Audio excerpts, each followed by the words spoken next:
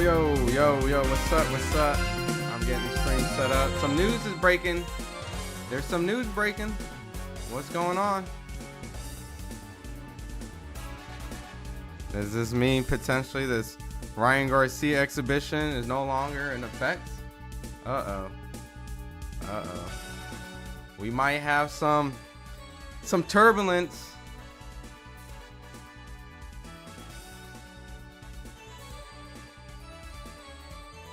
What's up, everybody?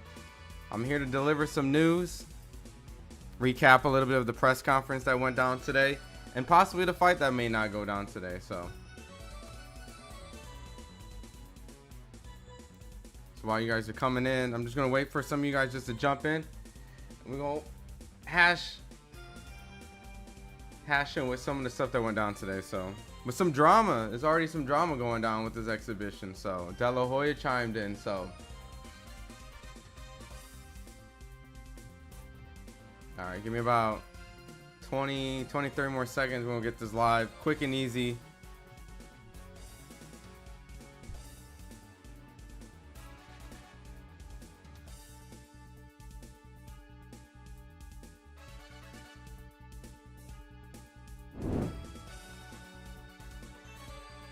All right. What's up, everybody? Another case of boxing. What's going on? I'm here just to do a really quick recap while you guys are all just tuning in, coming in. Some news just broke. Originally, this live was supposed to be like 40 minutes ago, but I don't know if you guys heard, but there's some complications going on in this Ryan Garcia exhibition with Raikya Ampo. I'm just going to say Ampo. So, other than that, how you guys doing? How you guys feeling today? Hopefully everything worked out. Everything went well for you guys. But I'm just going to jump right into the screen sharing portion. All right, let me get this music off. All right, so as you guys can already see, De La Hoya has put out a tweet. Probably less than an hour ago. Golden Boy Promotions has exclusive rights to Ryan Garcia's fights. The organizers of this event have acknowledged as such and have agreed in writing that our sign-off is needed for this event to occur. As no such sign-off has been given as of today, there is no event with Ryan Garcia. Wow. Uh-oh. This ain't looking good for King Rye, as everything was all planned and set up for him today. If you guys haven't seen, there was a press conference with, let me see, yeah, right here. With his opponent, it was supposed to be a Famio and Risen. As you can see, he will be facing an exhibition, or would have been potentially facing the guy that fought Manny Pacquiao over in Japan in an exhibition fight. And as you can see right here, it's a little back and forth, a little turbulence. But as in right now, I don't know how much of this press conference is going to hold weight.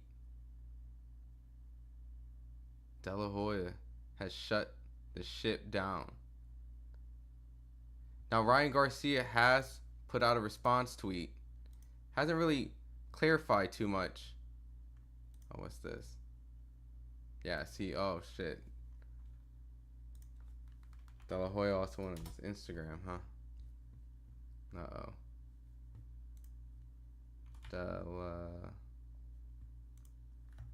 Oh yeah, he doubled down on it on his Instagram. Yeah, so it's the same as the tweet that was originally presented, but you can see.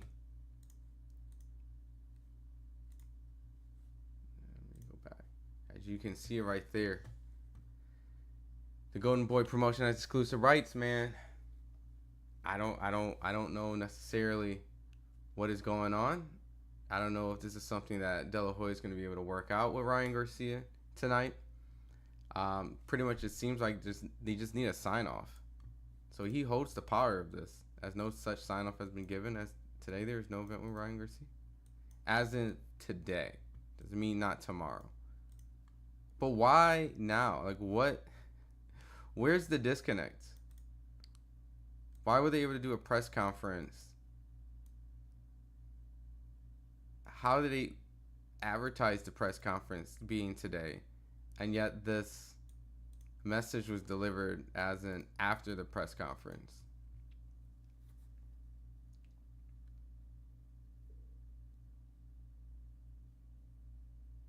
This is insane.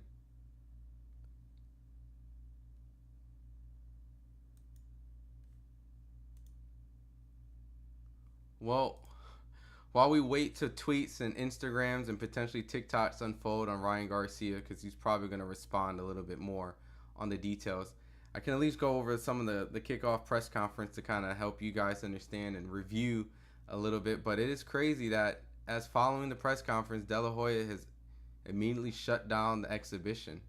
So, like I said, Ryan Garcia will be doing, or was scheduled to do an exhibition on December 30th against the opponent that did an exhibition with Manny Pacquiao.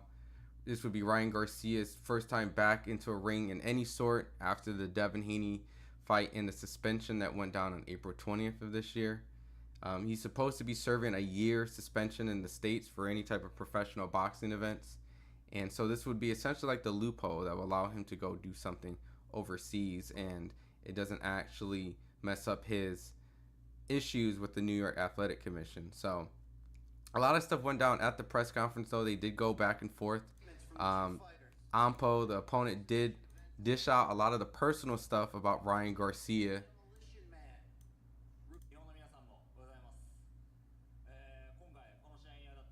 Yeah, so I don't know if you guys saw this, but yeah, pretty much he was kind of,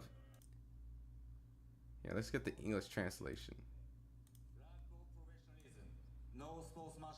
What up, Rossetti? What's up, my guy? You hear about the news that De La Hoya is shutting this down? We fight for honor and legacy. It's not ego. I bring the real Japanese samurai spirit and show him exactly where he belongs. Fuck you.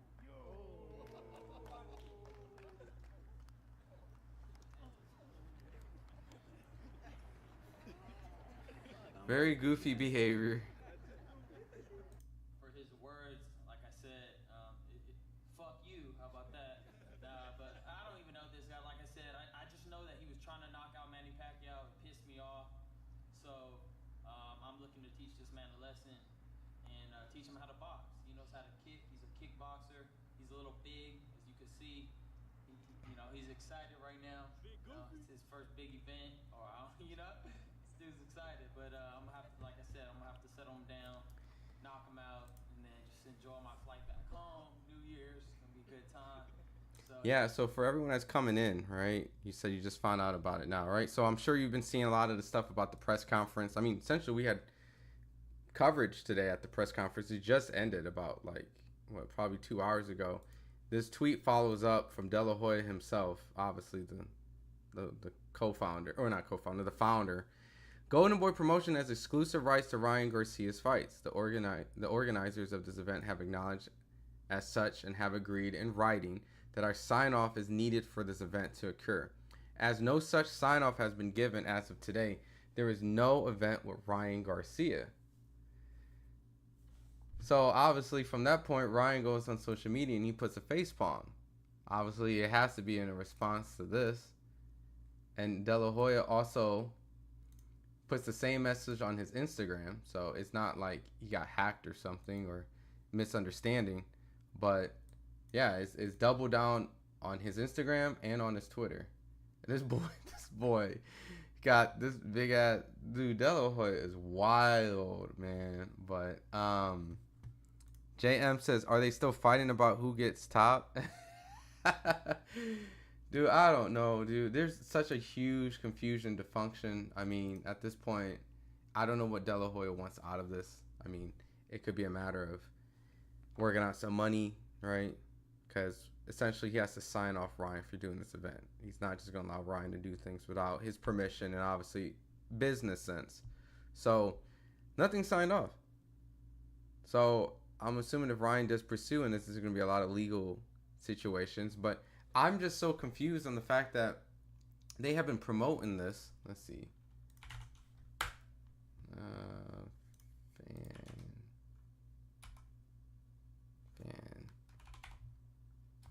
Fan Mio, right? Fan Mio.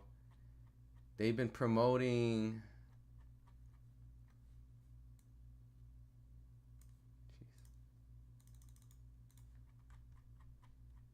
Yeah, so November 20th. That's 6 days ago. To face off. 6 days ago. For 6 days, SETI, they have been promoting this press event. They have completed the press event, and following like 2 hours after the press event ended, after we got, interviews with Ryan and his opponent, and pretty much, a whole day's worth of coverage, right? His opponent doing kicks and shit. They're talking about FU. They're doing face-off headbutts and shit, media row and all that type of shit. Then De La Hoya just comes out here and he's just like, nah, ain't nobody sign off shit. What you talking about? Fight ain't happening. Where's the disconnect? Where, how did this happen? Oscar probably mad he can't get no money in this exhibition. Maybe. Like, I don't know. But why, why is it coming out now? And why is it coming out publicly? Like, obviously, we've seen things in the past where Ryan and Golden Boy and De La Hoya have had their issues and back and forth. But why are they actually now doing it this way? Like, this couldn't have been a phone call. This couldn't have been something to work out amongst the promoters of putting on the event. Or maybe they couldn't. And this is where De La Hoya is like, all right, well, I couldn't come to terms. Nothing worked out. Fuck this, fuck that. It ain't happening. So Oscar just saying something about it.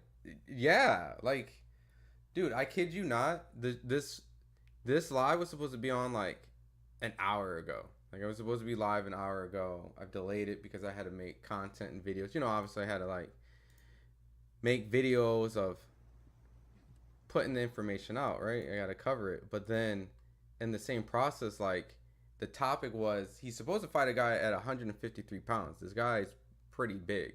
So it was originally supposed to be Ryan Garcia making an exhibition against a guy that's awfully huge, regardless if he was like a kickboxer or whatnot. Dude's pretty fucking big, as you can see from the thumbnail from here. So while I'm making we're making the video and it's supposed to be talking about recapping this tweet just randomly pops out of nowhere. Like, out of nowhere. And matter of fact, I didn't even see De La Hoya's tweet first. I saw Ryan's tweet first. Meaning, so I'm about 14 minutes late. So I see Ryan's tweet. I'm like, what is Ryan talking about? So I look around and boom, De La Hoya has this out. So this ain't the first time they've had issues. Like, now, instead of kind of going into the press conference today,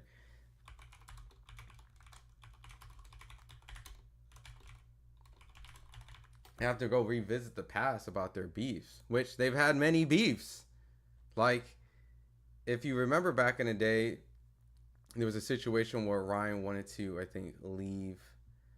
Oh my God, they have so many legal problems. Like, you can't even like find one or two and then call it a day. Like, there is a lot. Where is the... Like, they literally had to go through a situation where they had to renegotiate his contract and his deal at Golden Boy. So Ryan did something with the press, with the media. Let's see, Ryan Garcia, De La Hoya, Golden Boy issues. Let's see. Yeah, so they see, essentially they buried a hatchet, right? So about 5 years ago. So this timeline dates about September 18th. So yeah, about 5 years ago, a little bit over 5.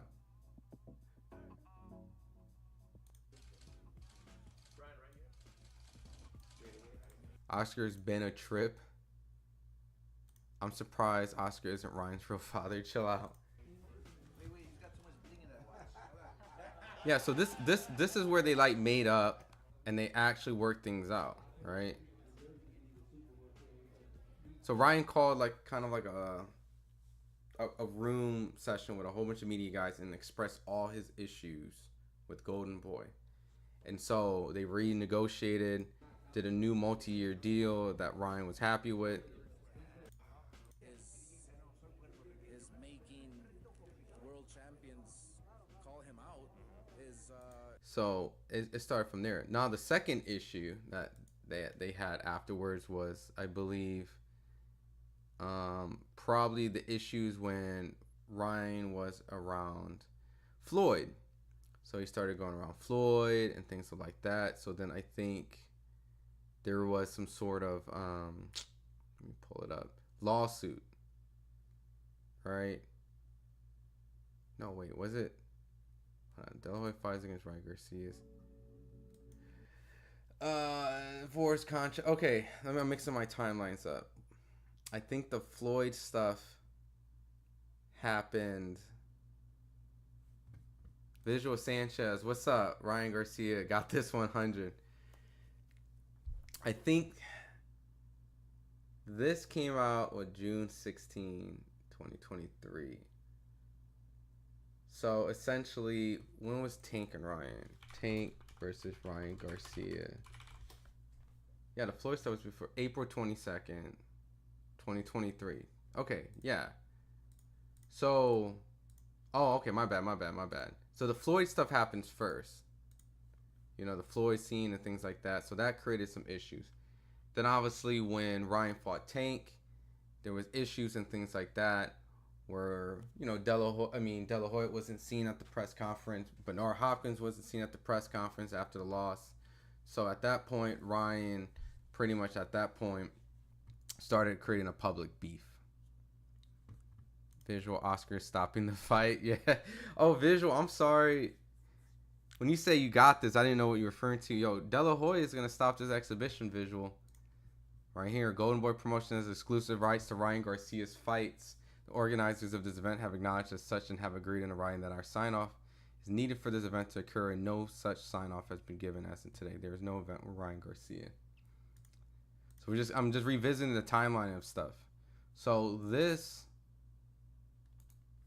was June 16, 2023. So that's after April, after the fight. Golden Boy Promotions filed a lawsuit against Ryan Garcia and Lupe, which was his attorney and advisor today, to enforce Garcia's contract with Golden Boy. De La Hoya's Golden Boy Promotions filed a lawsuit against Ryan Garcia, blah, blah, blah, to enforce the star boxer. So pretty much Ryan had to do more fights, which became the Oscar Duarte fight situation, right? The suit comes 1 week after Garcia's legal team sent Golden Boy Promotions a demand letter, copy of which obtained by ESPN, alleging multiple violations of promotional agreements, which the fighter side argued invalidated the contract. So at that point, Ryan is beefing with De La Hoya after the Tank fight. Granted, prior to that, he was beefing with him because of the Floyd. So then finally, all right, the fight gets happening. Guess what? Ryan Garcia, as you guys remember during the Oscar Duarte fight, November 30th, before the Devin Haney fight.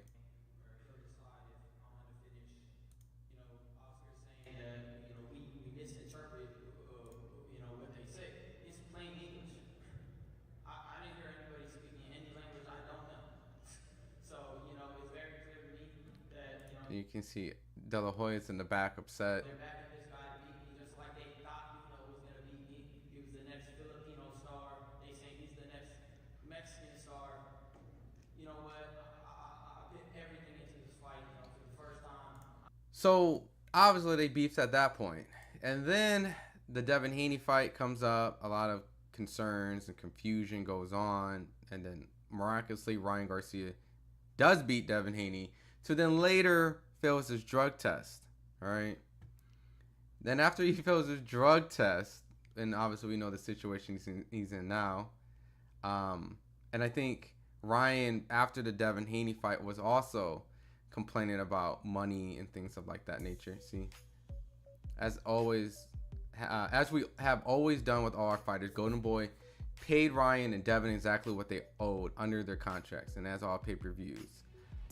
Events revenues comes around the time. Additional payments will be made when more money is received. If they aren't aware of this, mention they aren't aware of this, you know, because he's addressing both of them. Numbers are gonna go through the roof. Because, you know, they're kind of saying like they haven't received, you know, the compensation that they thought they would have. So now here we go, full circle again. Oscar De La Hoya comes in and says the organizers of this event have not acknowledged as such, and pretty much saying that they did not get his signature, so the event is no longer with Ryan Garcia. And like I said, Ryan Garcia earlier put out a tweet with a facepalm emoji. So it's like, bro, what is going on over there? Why is there this consistent inconsistency of just being able to communicate properly? Why is this such a problematic thing? I mean, some people might look at this, and you know, in Devin's case, as karma, right? No, you're not going to be able to go out there and fight Ryan, regardless if it's X, Y, and Z and loopholes. But De La Hoya is the one that's shutting this all down. And, you know, he actually removed his mentions. I don't know if it's on that specific comment. Let's see. Yeah, so you can't even comment on that tweet. It's completely uncomment.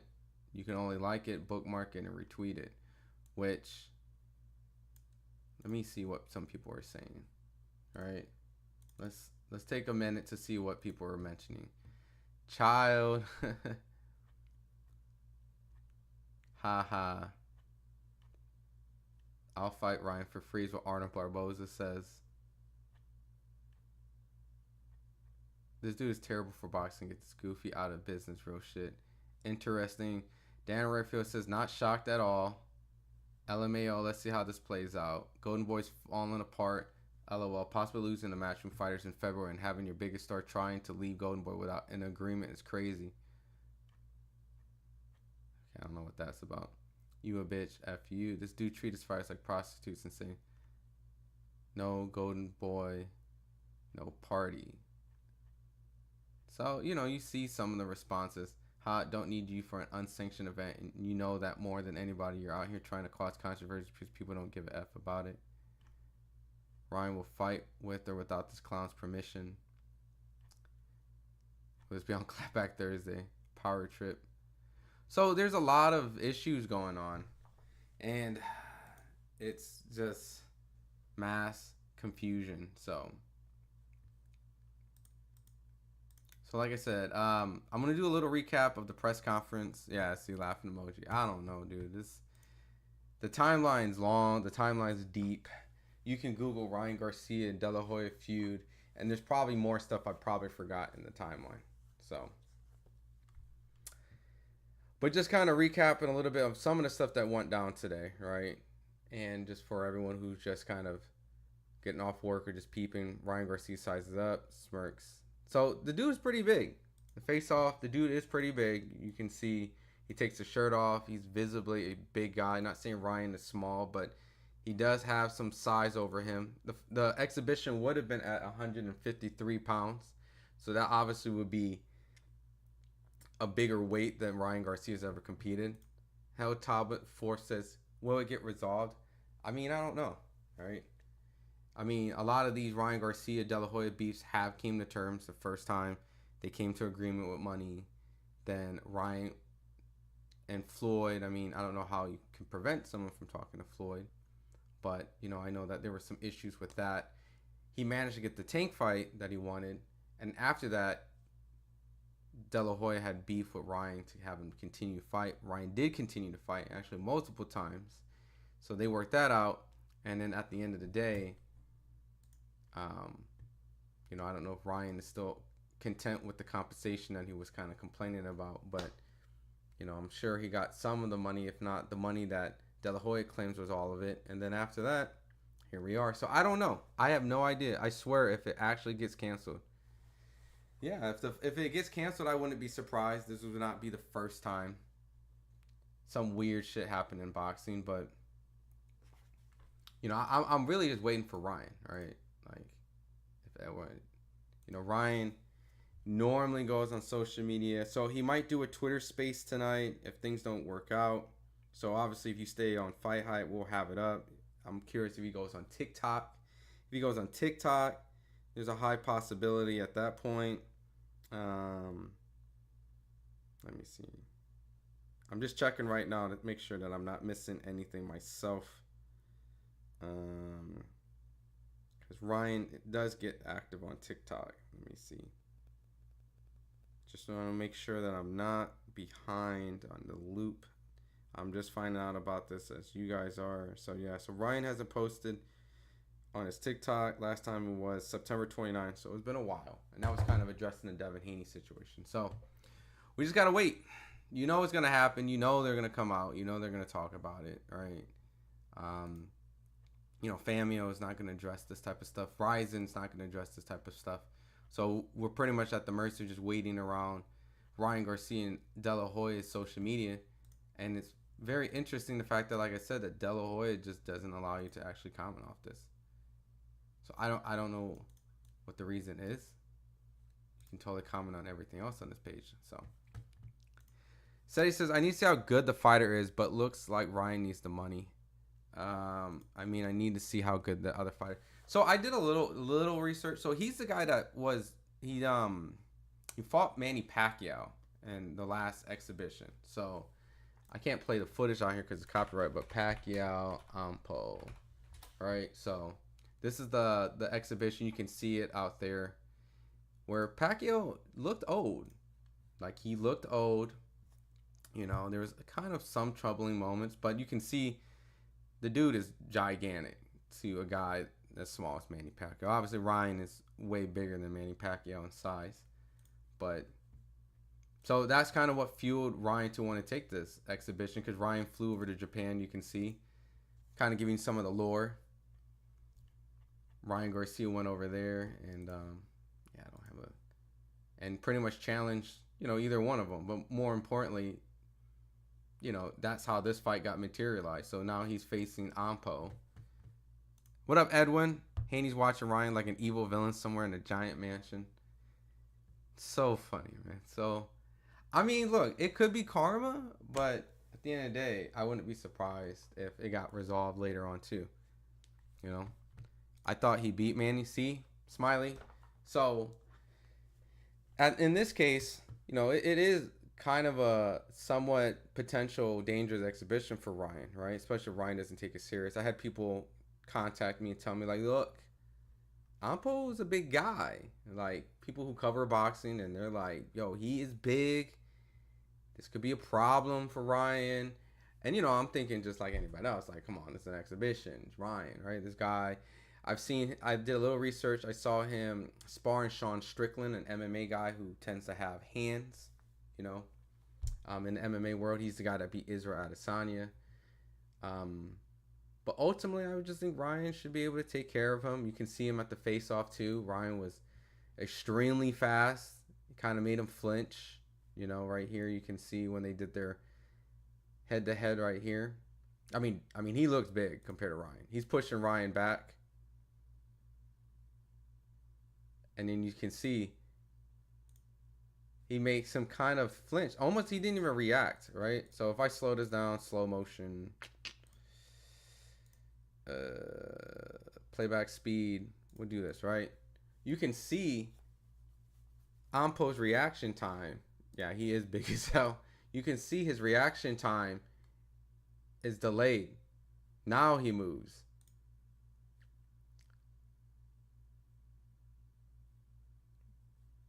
But, you know, it's a face-off, things like that. But that's Ampo. So, if you need to know a little bit more about Ampo.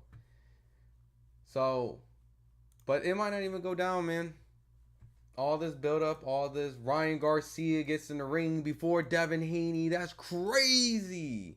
Might not even go down. And what's very interesting, too, is you have to flinch with a crazy person like Ryan. You never know what he's going to do.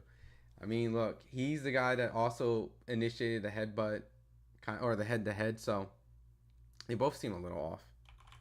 But yeah, Ryan was actually very lethargic going through this. No says a joke of a fight.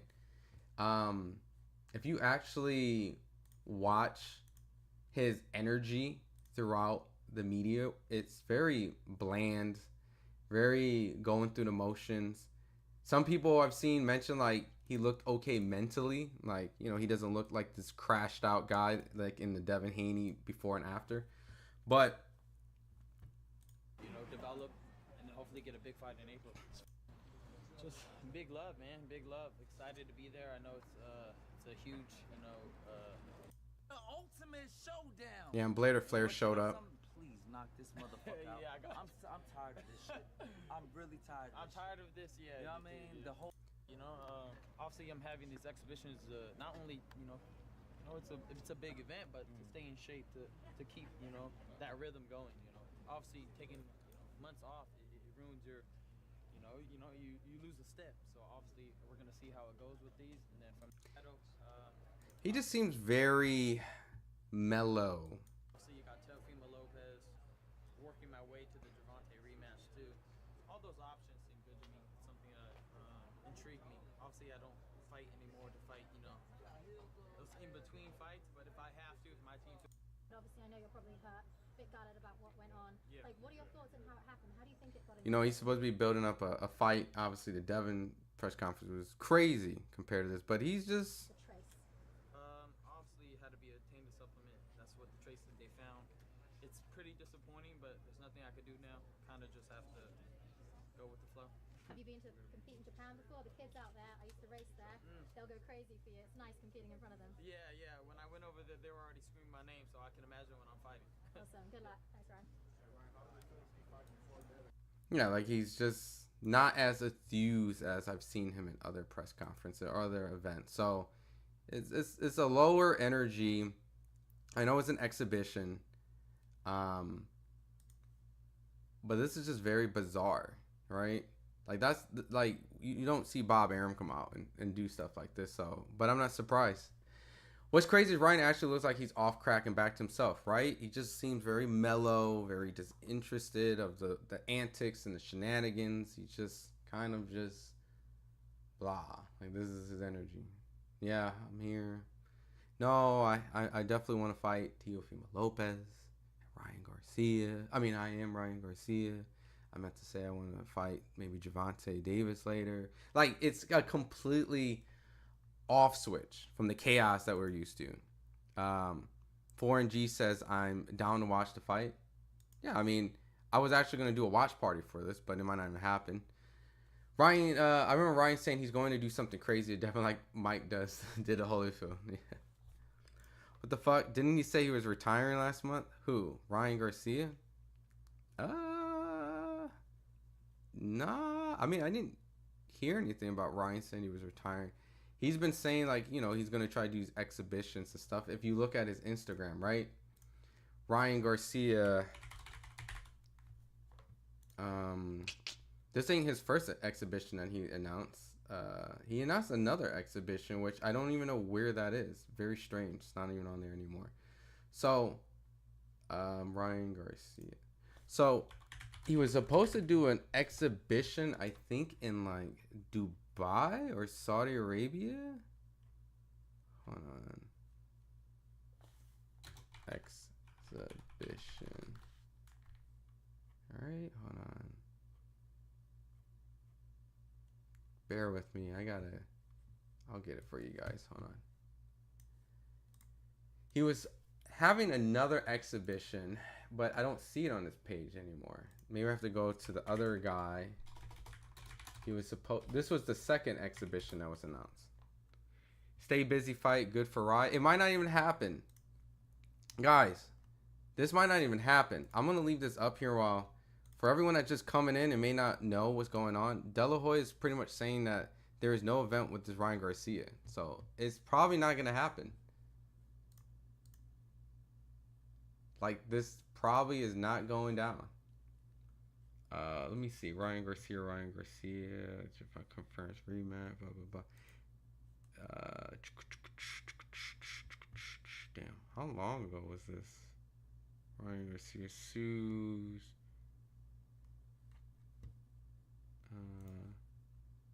Oh, right here. Yeah. I got it. He was supposed to fight in Dubai in January. Yeah, see? Ryan Garcia featured musical performance and a boxing event with Jabbar. This was the first original exhibition. And his dad confirmed it. So I don't know. I haven't gotten the full story yet. Get back in the ring any earlier than the 10 months, or are you guys working on that? Because you said it'll be fixed. Ryan is talking about a exhibition. Yeah. So I don't know. I haven't gotten the full story yet, but he's talking about that. So obviously there's two exhibitions. Saludos. What's up, Boxio? What's up, man? We're just kind of discussing over this stuff about De La Hoya. If you guys are, De La Hoya says there's no event. I'll leave this up for the tweet. Ryan looks normal because he's not an American with all the social media distractions. He is not an American with all the social media. Are you saying like he's not in America? Because this was in LA. The press conference was in LA. Let's see. But yeah, so he announced essentially two exhibitions. One of them which was removed off of his social media, which now I actually got to check this Jabbar guy, right? And see if it's still there. Let's see. Does Jabbar still advertise this? Jabbar Zayana official, right? If it's still there, yeah. So if you go to Jabbar's Instagram, right? It says see you soon, January 2025. Did I completely miss it off of Ryan Garcia's page? Is it still not there? He removed it, right? Yeah, it's removed. I don't see it anywhere. Yeah, this is way too far back. Yeah, so he originally posted it and then he removed it. Then this exhibition comes up. Boom. We saw the press conferences today. And then after that press conference came up, this tweet came up. So, and then after that tweet came up, Ryan Garcia comes out and puts a tweet with his face bombing. Garcia said he was retiring a year in June. This is why it's better to be a free agent. Well, I believe he was trying to get out of free agent. We were going down the history of all the stuff with Ryan Garcia and De La Hoya beef.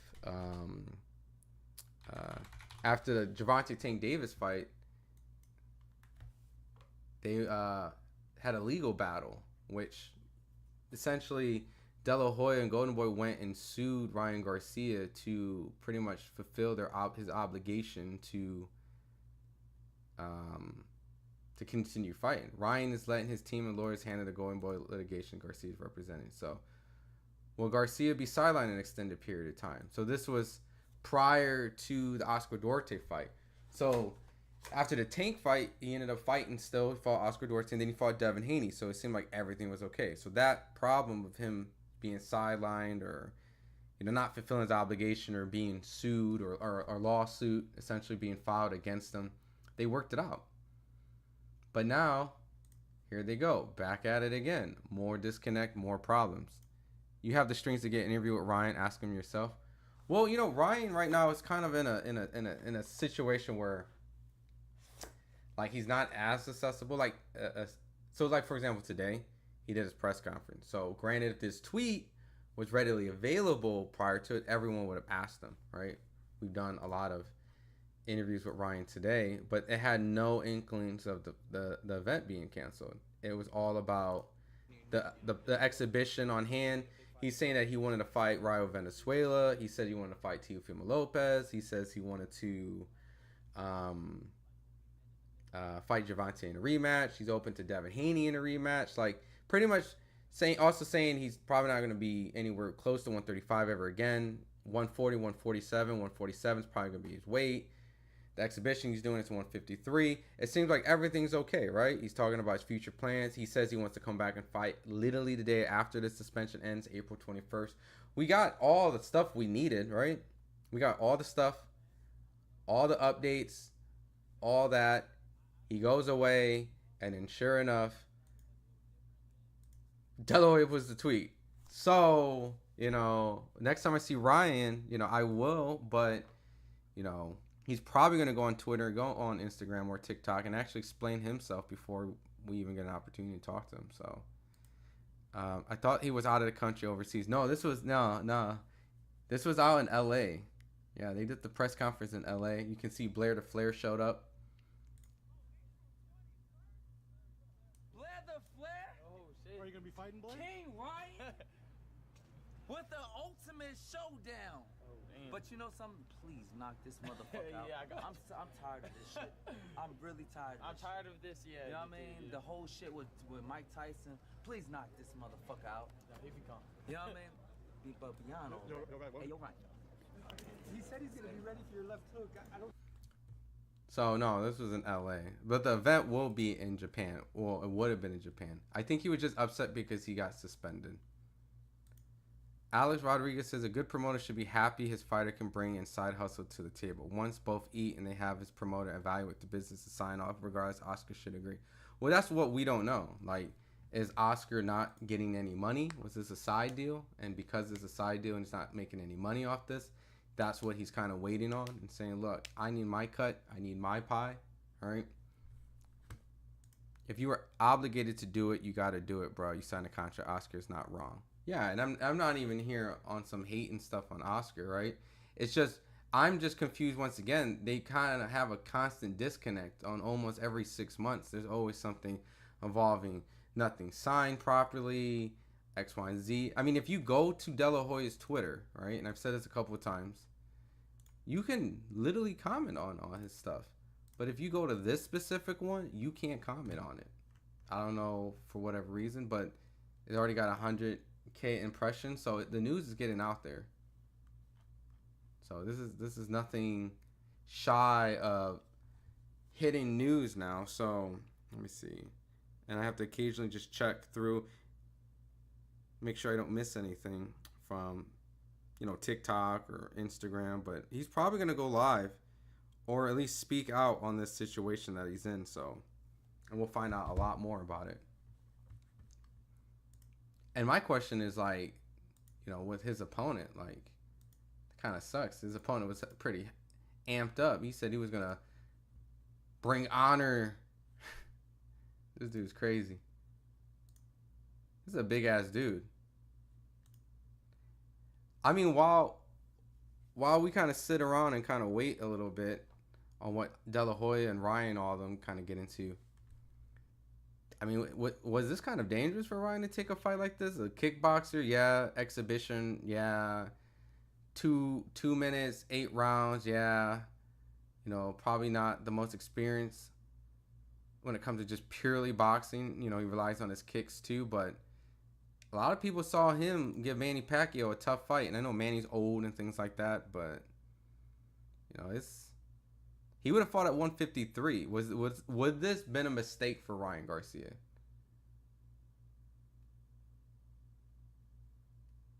Like, Ryan's a big ass dude, and this is a big ass Asian dude. Like, and you can see, like, his back compared to Ryan, and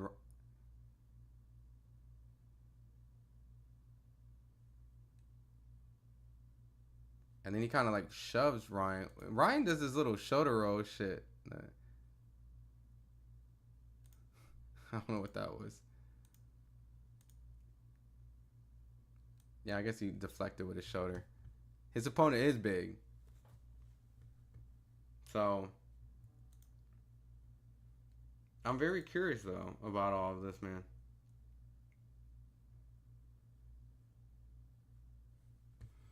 You have to respect Blair for calling out everybody to their face. He is funny as hell up there, sounding like a wrestler from the 90s.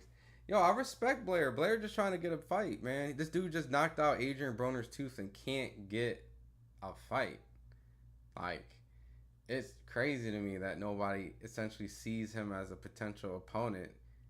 And then they can advertise using the clips of him knocking out Broner's teeth. Like, let's see if Ampo can take a body shot. This is true. I mean, I know he's a kickboxer. If we look at his record, right? He has been stopped before on Wikipedia. Right? And ironically, I did this the other day where I think they specified that he even got dropped by a left hook. Yeah, left hook stopped him. So that's Ryan's specialty. Left cross. Ryan's specialty.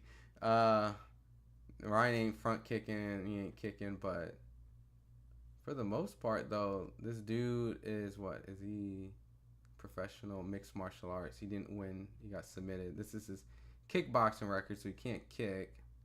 Amateur kickboxing exhibition record. Fought Manny Pacquiao. What's his knockout? Does he be knocking people out? Let's see. KO, KO, KO, KO, KO. Front kick to the body. Flying knee. This dude does a flying knee, jumping switch kick. Right cross. Okay, so probably has a good right hand. High kick. A lot of this are kicks. KO punches, probably barrage. 2 knockdowns. Body shot. Start with someone with a body shot. Left hook to the body. So he might throw some bodies and a right hook, you know? So Ryan's going to hit him good, but can he take the dude's punch? I think he's going to whip Ryan. Yo, I tell you, I'm not even going to bluff you, right? So, like, without revealing name, like, let me see. I'm going to screenshot this right now. This is literally a text message convo that I had with somebody without revealing. But yeah, I kid you not. You guys can see that. Yeah, that was right after the press conference. Someone texted me, "Yo, see what I mean about the size? Like, this person really like covers boxing too and watches boxing a lot, and like he's in actually boxing media and he covers boxing. So it's not like he's like from a fan pick. He legitimately was like, "Yo, this is a big fucking dude, man. This might give Ryan a problem." And I'm thinking like, whatever, right? Whatever. But Ryan, what if Ryan doesn't show up, doesn't prepare properly, doesn't do things like he's supposed to? He seems very like normal. Develop and then hopefully get a big fight in April. This fight's at 153. Is this where your future is moving forward? No, I don't know. This is obviously he's a bigger dude, so this is like where we met in the middle. But So he seems sane. D4, not yet.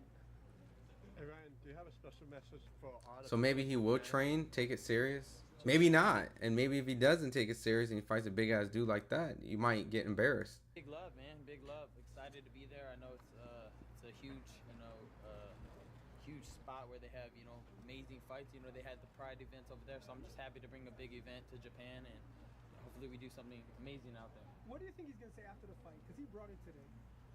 I don't know, man. I don't know what he's gonna say. I don't know. I'm having fun with this. For me, it's like a little different than, how I am usually when I have a real fight. Right now, I'm just enjoying the event, just trying to soak it all in, and just give the fans a good show.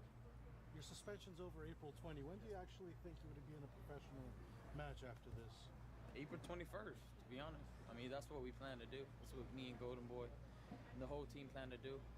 See my guy Blair Cobbs right there. Yep, I knew it was coming. April 20, what? But yeah, man, this is who is that? No, it's not Ryan. Okay, I'm just waiting for tweets and responses. So I just hope that this doesn't turn into a messy situation, because Ryan is suspended. Ryan was, I think, allegedly supposed to do some exhibitions. If he is not going to be able to get these exhibitions, then he's not going to be able to, get some of that ring rust off. And it's going to actually hurt him more in the long run in preparation of trying to cut weight and prepare himself back if he wants to fight some of the top guys. So Ross says, you know what Ryan's probably going to do? Go out there and outbox him. Never know till Oscar. Okay, the fight now. What's funny is, like, I was listening to this podcast, and I think it was Eric Gomez, the president of Golden Boy, did what I think it was Dan Raphael. I was listening to it because I wanted to get some of the insight about some of the stuff that I was hearing about, some of the stuff about Shakur and things like that. But Eric Gomez spoke on the exhibition, and he actually said he likes the exhibition. They acknowledged it.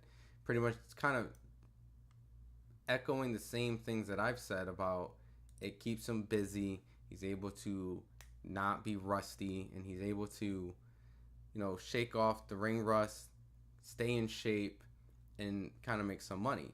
So it's not like Golden Boy wasn't aware of this. And that was a podcast I think I listened to. I think it came out like last week or so. So once again, a week out, Famio put out posts mentioning that the press conference was going to be from a week.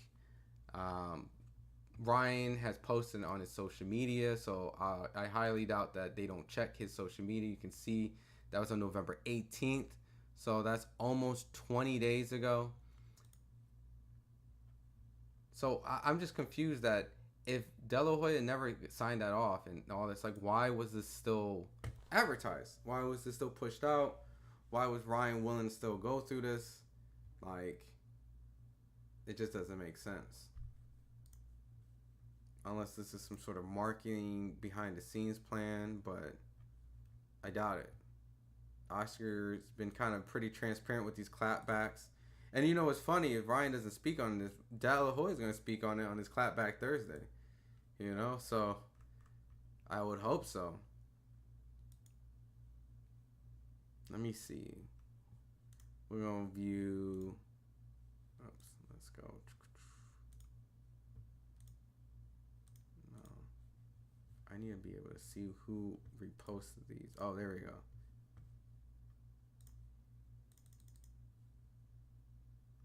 Yeah, the only fighter that I see have jumped on is Arnold Barboza. He said he'll fight him for free.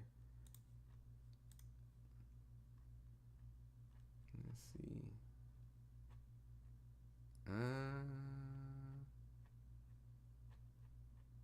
Trying to see if there's any like fighters outside of that. No Devin Haney, no Bill Haney, no. Very interesting stuff though. But at the same time, for a lot of people who probably aren't happy with, Ryan Garcia, do you feel like this was also at the end of the day like his karma? This is what you get.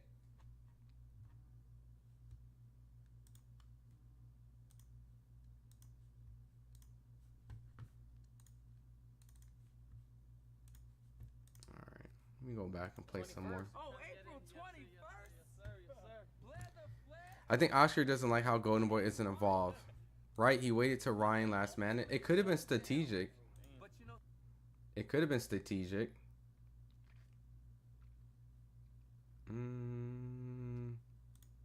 Davis over here at the Beverly Hilton. So it's a little shift in it. But what do you guys think about Ryan's whole entire chill demeanor right now? Because he's been pretty crazy the last few months. I mean, the rants, all the partying, the drinking, and all that stuff. He seems pretty mentally stable right now. Now, I've been going everywhere since the Mike Tyson fight. I was there. You were there as well. Yes. You called out Jake. I don't know if he responded to you, but every fight that I talked to, every boxing superstar picked you to beat Jake, even though he's bigger by 30, 40, 50 pounds. Right. What do you think? You could clearly see that he, hasn't been boxing for much long. But it is amazing that he is doing such big events. Part of it obviously. You think he's a little down? Like, what do you think? Maybe he came into this press conference kind of knowing that things weren't signed and kind of just going through the motions. You think Ryan was already aware of this potentially not even happening, and he's just kind of blasé going through it? The ring, but it's no secret that Jake can pull numbers, and I think a lot of boxers are just like licking their chops. We work hard to make money, and we see this as an opportunity to make some good cash, and it's a low risk to be honest. Why low risk? I mean, he as far as boxing against established boxer that's in this game, he doesn't establish like a risk to get knocked out. Maybe could embarrass you potentially, I guess beat you, but as far as really getting hurt, I don't think Jake possesses that skill level yet. I will say a fight with you and him would do tremendous numbers. Or you can just call the channel you just watch when you can't get the stuff that you need, Jaza, because you're obviously going to be clearly watching the channel. So Other fighters are good, but they're not as popular or as flashy as yourself. What do you think about the numbers? How many pay-per-views would it sell? That has potential to obviously hit the the 1.5 million, range, because everybody wants us to fight. It's kind of crazy. Like I see all over TikTok. Ryan needs to focus. The public would get exhausted of all this YouTube talk and fatigue. From that generation, whatever that generation is on TikTok, they all wanted. What up, Attorney Bailey? Kind of everywhere I went after the fight, people were asking me, when are you gonna fight Jake Paul? I mean, potentially. I mean, really, where we're at, and if that's what he's definitely in a very unique situation because the fact is, even though that he has failed his drug test, he is adored amongst many. Devin's public perception has been, I mean, his PR is going through a really bad time, so. And Ryan strangely has become the victor of all this, but now he's also kind of going through some stuff with his own promoter. So I really don't know what's going on over there. I mean, it's definitely going to be hard for him to focus if he can't get this exhibition. I don't know why Oscar doesn't just sign this fight. It's not like some big money fight anyway. It's not making money it's not making any money. I really don't know. Like, I don't know if this is his way of, like, I didn't hear anything bad between Ryan and De La Hoya. Like, everything seemed like everything was perfectly fine. What if Autopilot had to catch the stream while at work? Don't get in trouble, my guy. Yeah, I mean, it's very weird. So right now, this is the Golden Boy situations, right? Like this, I guess we'll go back because we got the clapback Thursday. Zepeda's injured. Controversial situation with Tevin Farmer out in Saudi Arabia. The drug testing situation wasn't on my bingo list. So Tevin's out here in Saudi Arabia saying that VADA has been short-staffed. Zepeda isn't drug tested. After that fight, we didn't get drug tested. That's weird. Then Zepeda has an injury. Shakur fight ain't possibly happening. Now the Floyd Schofield situation, we'll see. They were allegedly doing a meeting yesterday. So we got to get some details today or hopefully in the future to kind of hear what that meeting was involved and if that fight goes through. And then Ryan was supposed to do this exhibition in Dubai in January, but I don't see it anywhere on his social media page. And now he has this exhibition in December that De La Hoya is now saying, I ain't signed off. And it could be about money. Maybe it is a lot of money in Japan. Maybe they are paying a lot of money and, De La Hoya is not getting a piece of any of that. Ryan clearly is doing the exhibition because, he wants to stay sharp, cut some weight off, and obviously make money. So there has to be money involved. I don't know if it's like Tank Davis, Ryan Garcia money that originally they were making, but I'm pretty sure it's still a big deal. Ryzen doesn't really do collaborations with guys that they don't consider our marquee names. They did it with Floyd. They did it with Pacquiao. Those guys are huge stars. You got to pay those guys money. So, it's not like Ryzen isn't throwing money around. They did 2 Floyd Ryzens and a Pacquiao. So Ryan probably is getting a really good deal and a good opportunity to make some serious money. So I really don't know if at this point, De La Hoya wants to just let Ryan make all that money. Ryan should do MMA. I mean, he still has to probably sign off with, like, he can't do nothing right now.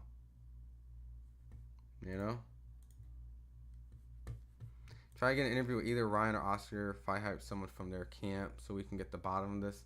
I do think, Mr. Ruckus, that it's going to unfortunately come out through social media. I think this is going to be one of those social media stuff. Because I don't have Ryan's direct number. I'll have to reach out to, like, a few people from Golden Boy. I mean, I could reach out. Actually, I could probably try to reach out to Ryan Garcia's dad.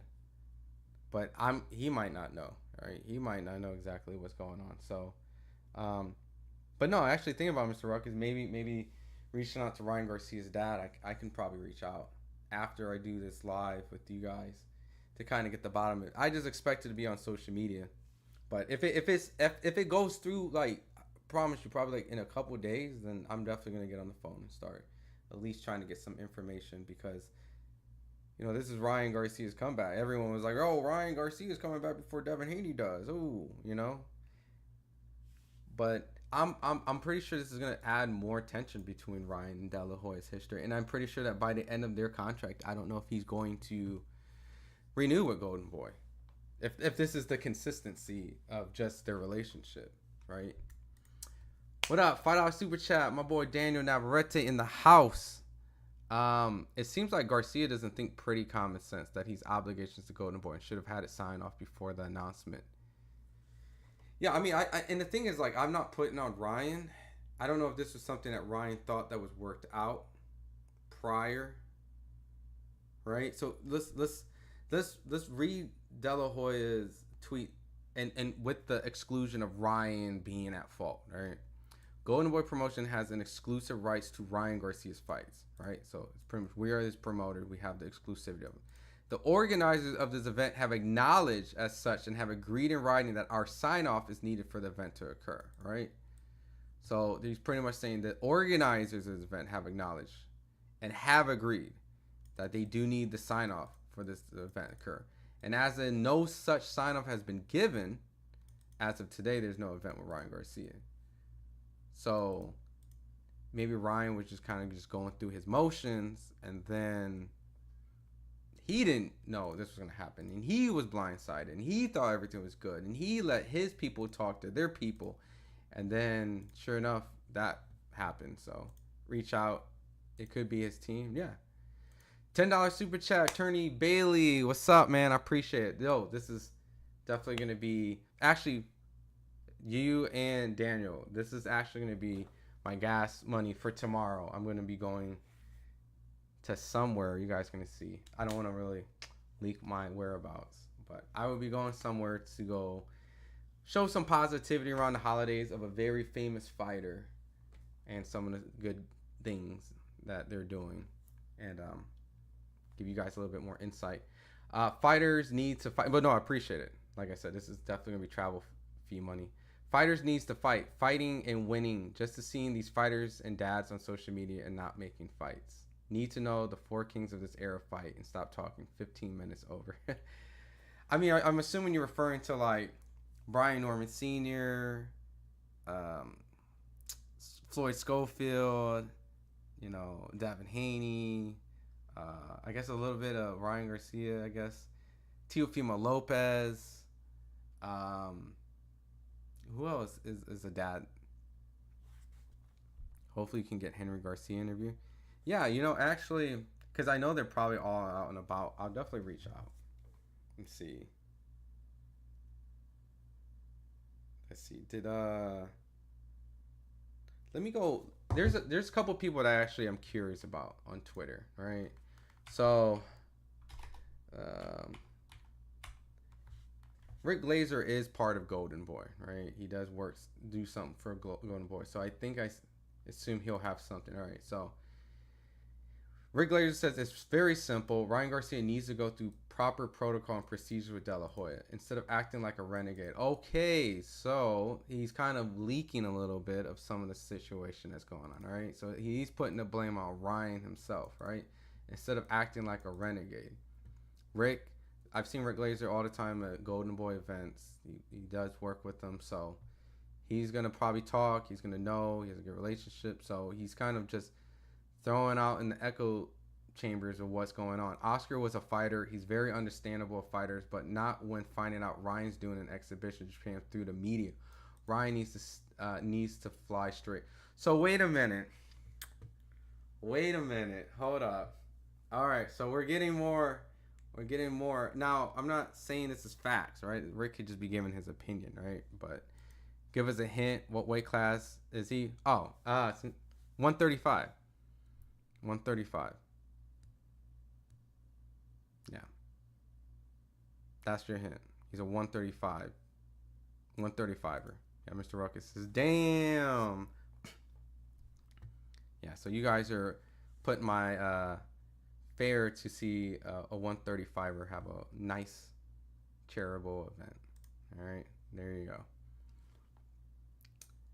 And but no, that's interesting on Rick Glazer. Let me go to Golden Boy let's see their page. I bet you I didn't even check my email. Oh, there you go. Once again, Golden Boy Promotion exclusive rights to the fights, blah blah blah. So, yep, it's pretty bad. That's pretty bad. That's some pretty bad news. Who you got? Viquel or Valdez? And do you think Valdez is damaged goods if he doesn't win? Yo, Autopilot, did you see my interview I did with Oscar Valdez? It's a really good one if you actually haven't had a chance. Yeah, Dan, you got it right. It's Tank. Yeah, that's where you guys is. So I appreciate it. So,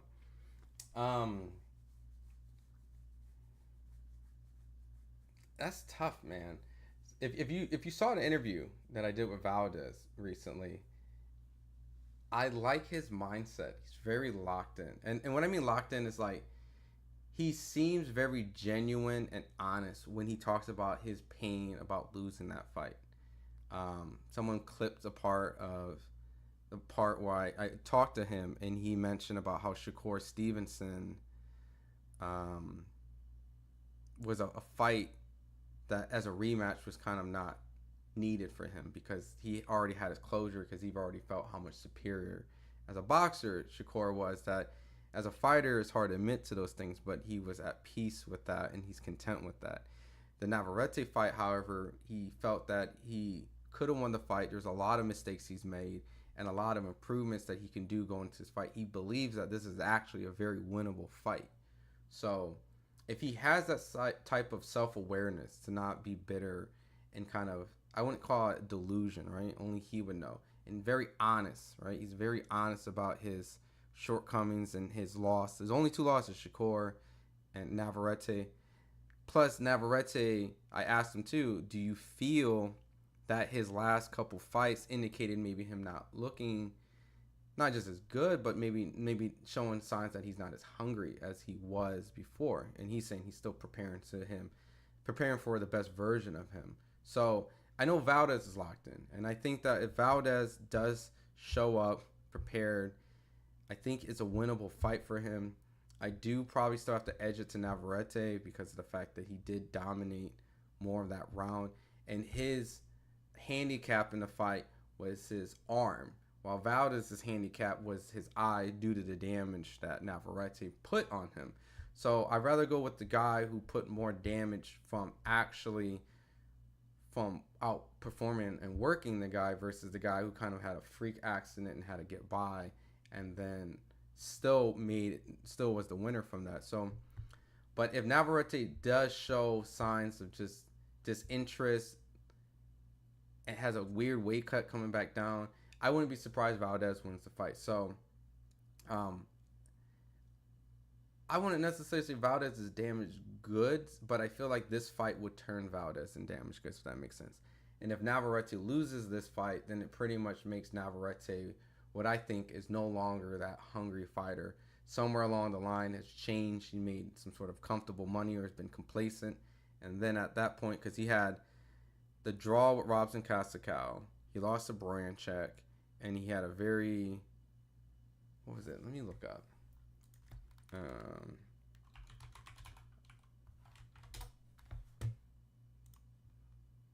I think he had 3 weird fights, right? He had, oh no, 2. Okay, it was the 2 fights. That's what it's, but no, it was the Liam Wilson, right? The Liam Wilson fight, he was getting hurt and beat up, and yeah, he was struggling in that fight. So yeah, 3 very interesting performances. So yeah, I think Oscar and Ryan are beefing again. Yeah, they are. I think they are at this point. I think it's safe to say. Okay. Boom, boom, boom. All right. Ryan needs to be careful with all the actions. Even De La Hoya could have sued Ryan on PED use, breach of their contract. Ryan getting bad advice. Soon Ryan will hurt all brands, focus and fight. Yeah, as a reminder, De La Hoya, this ain't the first time they've had issues, and De La Hoya had a lawsuit against Ryan Garcia after the Gervonta Davis fight. Yeah, see, Golden Boy files suit against Ryan Garcia to enforce his contract. Golden Boy is obligated to promote and enhance Ryan Garcia, not malign him on Twitter and file a public baseless lawsuit against him. Okay, so that's the response of Garcia's team. Since then, Golden Boy has been proud to have worked with Ryan Garcia for the last several years and helped catapult him to kind of the stardom that led to biggest boxing pay-per-view events in years. Just 2 months ago, with this filing, we are seeking to ensure that Ryan and his team will honor the remainder of his contract, and contract that Ryan himself has called one of the most lucrative boxing deals for a prospect in history in sports. And dating back, that was 5 years ago, Ryan Garcia,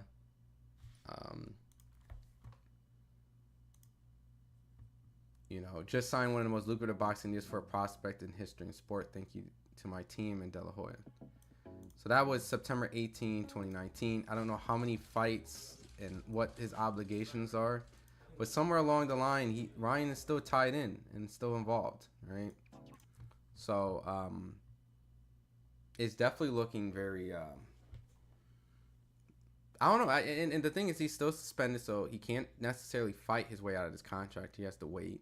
So I don't know. I wouldn't even be surprised if Ryan's just like, man, fuck boxing, right? But if he needs money, he's struggling with money, if some sort of personal stuff is going on, then, can't not fight. But I don't know those type of details. I'm just kind of speculating from all the times of boxers in the past. Yeah, see, 5 years ago? I'm going to play this video right after I read this last one because I want to go back in time. We can watch this again because this is the first real tense moment that they had that kind of drew out the remainder problems they had post-Tank and even post-Devin Haney fight. Great insight. I'm going to peep the interview. I hope Valdez wins, but my brain is telling me never. It's yeah, see. But yeah, that interview is, let's see, Oscar Valdez. I think it was, we labeled it, let's see. It was the video, let's see. Because obviously it's the more catchy name title, right? I asked him because he fought Shakur. Shakur wants to fight Tank. Yeah, this one. It's Ron Goodall.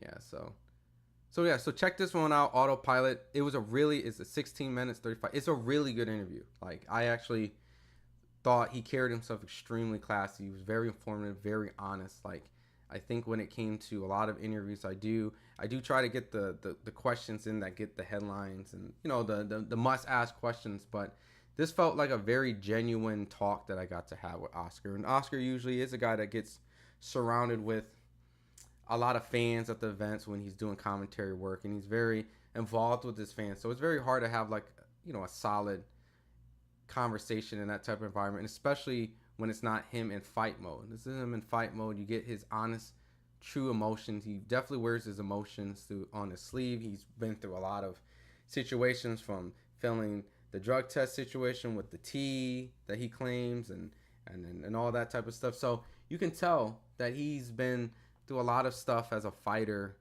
His name's been dragged through the mud. He's taken losses, taken some embarrassment. So definitely check that out.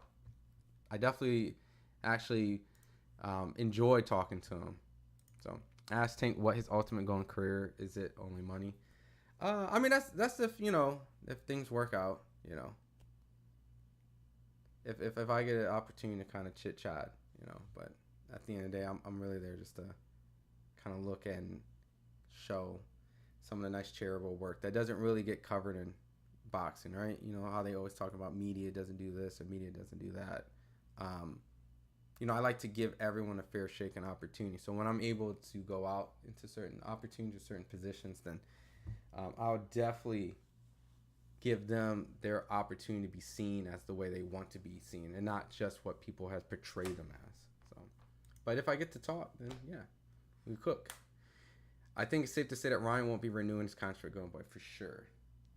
For sure. I mean, you've seen Canelo leave, and and it's not just Canelo. You just see fighters leave their promoters all the time and test the free market and they're independent. Every fighter, regardless if they were a promoter that was a fighter and they understand what it's like to be a fighter, like Dimitri Salita dealing with Big Baby Miller shit right now. He was a former fighter. you know, and fighters are having issues with him. You know, Tank and Floyd be having issues. Canelo, Ryan be having issues with De La Hoya. There's a constant battle when it comes to promoter and fighter. So, but I don't think they're going to renew. Tony Bailey says Ryan's costing Oscar money by his inability to fight. The suspension is not Oscar's fault. All right, sorry, I like dazed out. Ryan's costing Oscar money by his inability to fight. I agree. The suspension is not Oscar's fault. I agree. All the money spent to promotion, now this, of course, Oscar should be upset. I agree. And if Rick Glazer, by all means, which you got to take it with, you know, a grain of salt. You know, I don't source him for things, but, you know, sometimes he does get things, right? And I know that he has a great relationship with, you know, Golden Boy. So because of that, I would make the safe assumption that I'm sure we had a conversation, or at least know some of the circumstances leading up with Ryan. But I could be wrong. But it's very interesting that he highlighted that. He says he needs to stop acting like a renegade. Oscar was a fighter. He's very understanding of fighters, but not when finding out Ryan's doing an exhibition in Japan through the media. So we concluded that this was November 18th when this was posted on his Instagram. And like I said, there was another exhibition that was posted not too long ago, November 4th. And this guy posted it. And Ryan had it too, but Ryan took his down. It's no longer seen on here. So I wonder what's going on with that. But it may seem like he's just doing exhibitions on his own whim, maybe. Maybe he's just like, yeah, I can't fight, but yeah, let's do an exhibition. And then throughout all this type of stuff, De La Hoya's chilling like, yo, what the fuck is going on?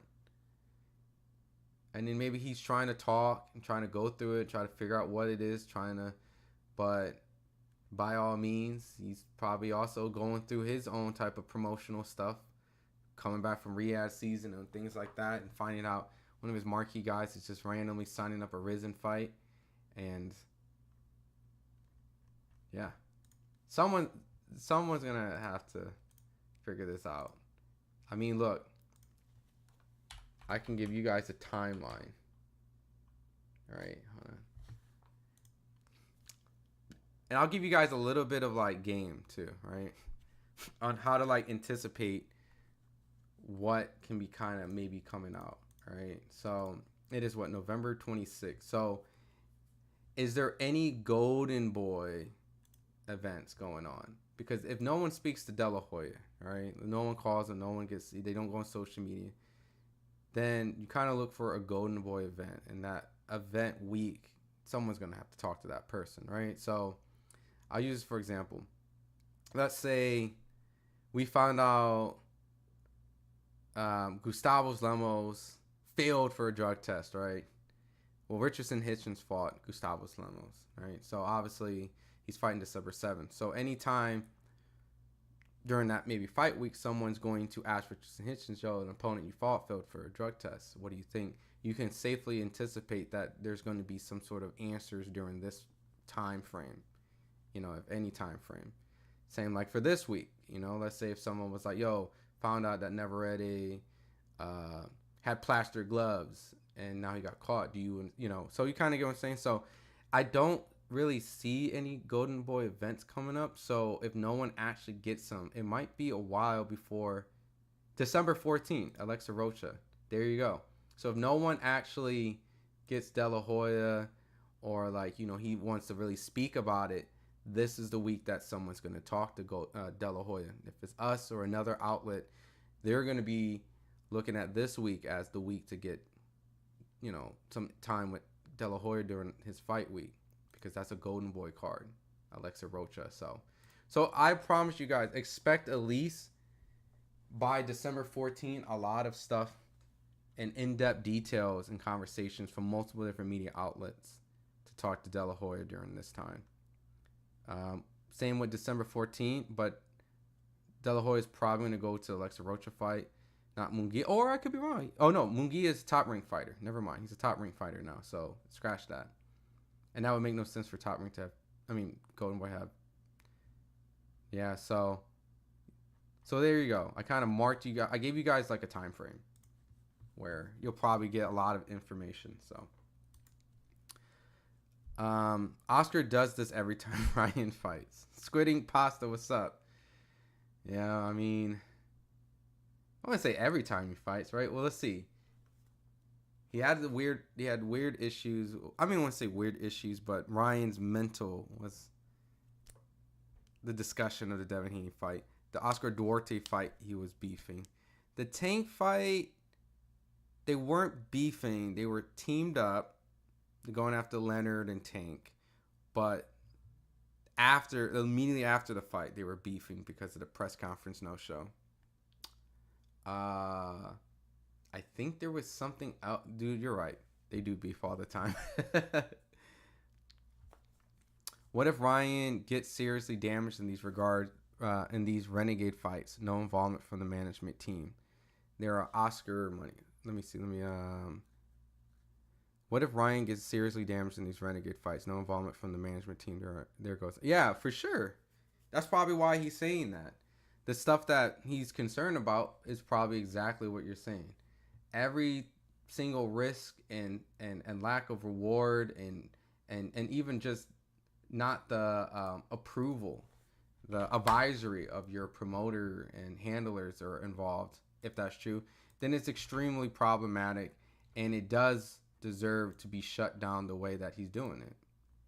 I know that he's being called, a bitch and dickish online, but, if Ryan is not going through the proper procedures and the organizers of the event know that they have to have this and they didn't, it's kind of strange that they continue to pursue a press conference without actually getting this taken care of, because all they did really just waste money, time, energy. I mean, granted, if they do pursue a fight and it still happens, it helps with the promotion, but at this moment in time, there's no event, so there's no promotion. So this is really a waste of everybody's time and energy. So and it just creates mass confusion. If I'm going the Munguia fight, I'm going, I don't know. I don't know if we have someone going. I don't know. Hit me up on IG, Daniel. We'll chat. Who manages the Mexican Monster? Samson Lukowitz.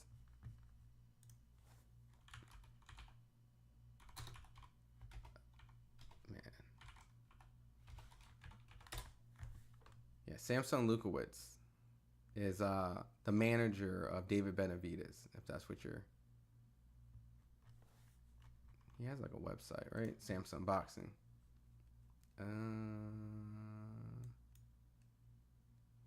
Got a suspicious ass website, Samson. That's what my browser says. So yeah, as you can see, there's Samson. If you ever go up and see this guy right here, Samson Boxing president, you can see he's already promoting the David Benavidez and David Morrell fight. He also does stuff with Fedora, De Los Santos. I'll be honest, anytime you see this man, anytime you see this guy right here, just know that his fighter's probably going to be a problem. Not saying that he's going to win all the fights, not saying that he's going to be a superstar, but he typically has a good sense of getting the guys that may not necessarily be the world champion at that moment in time, but kind of be the guy that creates, or has the guy that creates upsets and yeah, see, so you get what I'm saying. He kind of gets the sleepers. When you're on the when you're fighting a Samson Lukowitz fighter, regardless of knowing him or not, just expect that you're going to be in a competitive fight. But yeah, that's who manages David Benavidez, if you're curious. Yeah. You can go to his website. He has a great backstory. I don't remember all this stuff, but see, these are the people that he's worked with here. Actually, the fact he did this. David Benavidez, Jason Rosario. I remember when Jason Rosario, I was there when he knocked out J-Rock. I saw Samson Lukowitz come around the corner. I said, shit. What up, Red? What's going on, man? He had worked with Javier Fortuna, John Casimiro, Sergio Martinez. You see the type of people he kind of got, like Michael Conceitas, like Donnie Nientes. Like these are all guys. These are like hardcore boxing guys that if you don't pay attention, Sebastian Fedor, Gabriel Fedor. So you don't pay attention, they're gonna get you fucked up. Any news on Tank's next fight? It's crazy how long it's been delayed. I feel like I might get some info this week. I mean, everyone's kind of concluding potentially March, right? I might be in the works of getting a Lamont Roach gym session visit potentially. So I might be doing some sit down time with Lamont Roach. So Squid Ink Pasta. So keep an eye out. I'll probably be doing some downtime visiting him, but I'm not sure. Last time I've heard was potentially March. I've been hearing rumors floating around of maybe a Barclays Center, March 1st, New York Barclays Center. I mean, it makes sense that Baltimore, Maryland, DC fighter fights somewhere near there, but I don't know. It's hard to tell. I know that Barclays Center itself has not necessarily been hosting a lot of PBC events, so it's been a very long time. So, and New York has a lot of taxes. It's very expensive. So, fighting in New York is probably not ideal. You probably rather fight in Texas or Vegas. A lot of fighters like that because the taxes are completely different. They don't like fighting in California, New York because the taxes are very high. So, but who knows, right? If PBC starts staging some stuff at Barclays Center again, and Tank fights Lamont Roach there, I think that's an appropriate area, and I would probably definitely consider going to that fight. It's always fun going to Tank fight. Like, I don't care what nobody says. Regardless of the opponent he's facing, if it's an opponent that people aren't really interested, it still feels like a big boxing event. Like, I don't know if you guys went to any boxing events. Every time I go to Tank's fight, it just feels like everybody is interested around the area. It's packed.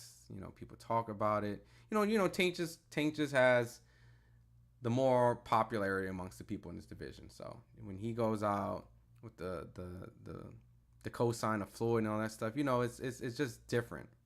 So it's kind of like when you go to this guy's fight or Canelo fight. You go to this guy's fight or a Tank fight. You go to this guy's fight, What happened to the guy that beat Ryo? He just went ghost mode. So De Los Santos, which personally I'd rather see. Hear me out. If Floyd Schofield doesn't fight Shakur, I would love to just do De Los Santos again.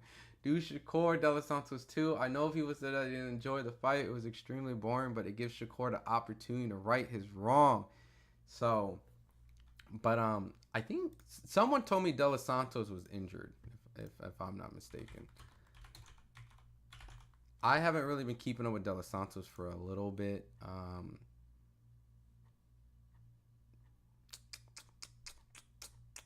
I mean, the dude is a problem, right? I know that the Shakur Stevenson fight was pretty ass, but yeah, I really don't know.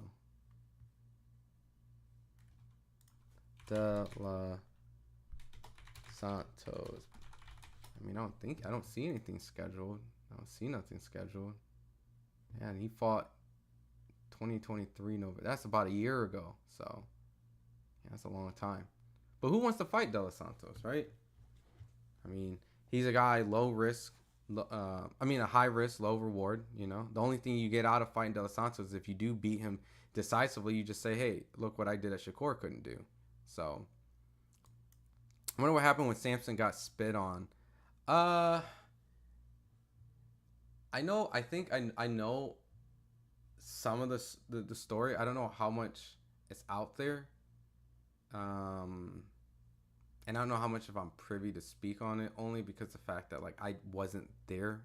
So I got secondhand information, but I don't want to just start gossiping on that specific thing. Just and I know people coming in, they're like, "Well, you speak on a whole bunch of things." No, I speculate, and then there's things that I've been told and I heard that when I actually say, "All right, this is what happened," then people actually run with it and say, "Hey, this is what happened." So that's the difference. I think I know what happened, but I don't want to speak on that because I don't want to get that incorrect. I just believe that it happened at the convention, like a WBA or some convention.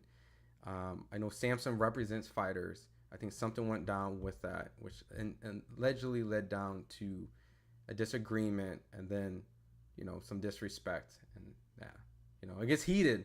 Managers be getting heated with other managers and stuff like that. So, stuff like that. So I think something like that came across, and I'm sure it probably did come out. I just want to be clean about that. You know, unless I see it properly displayed somewhere, then I can speak more on it. But whoever scouts for Top Rank gets those special fighters also.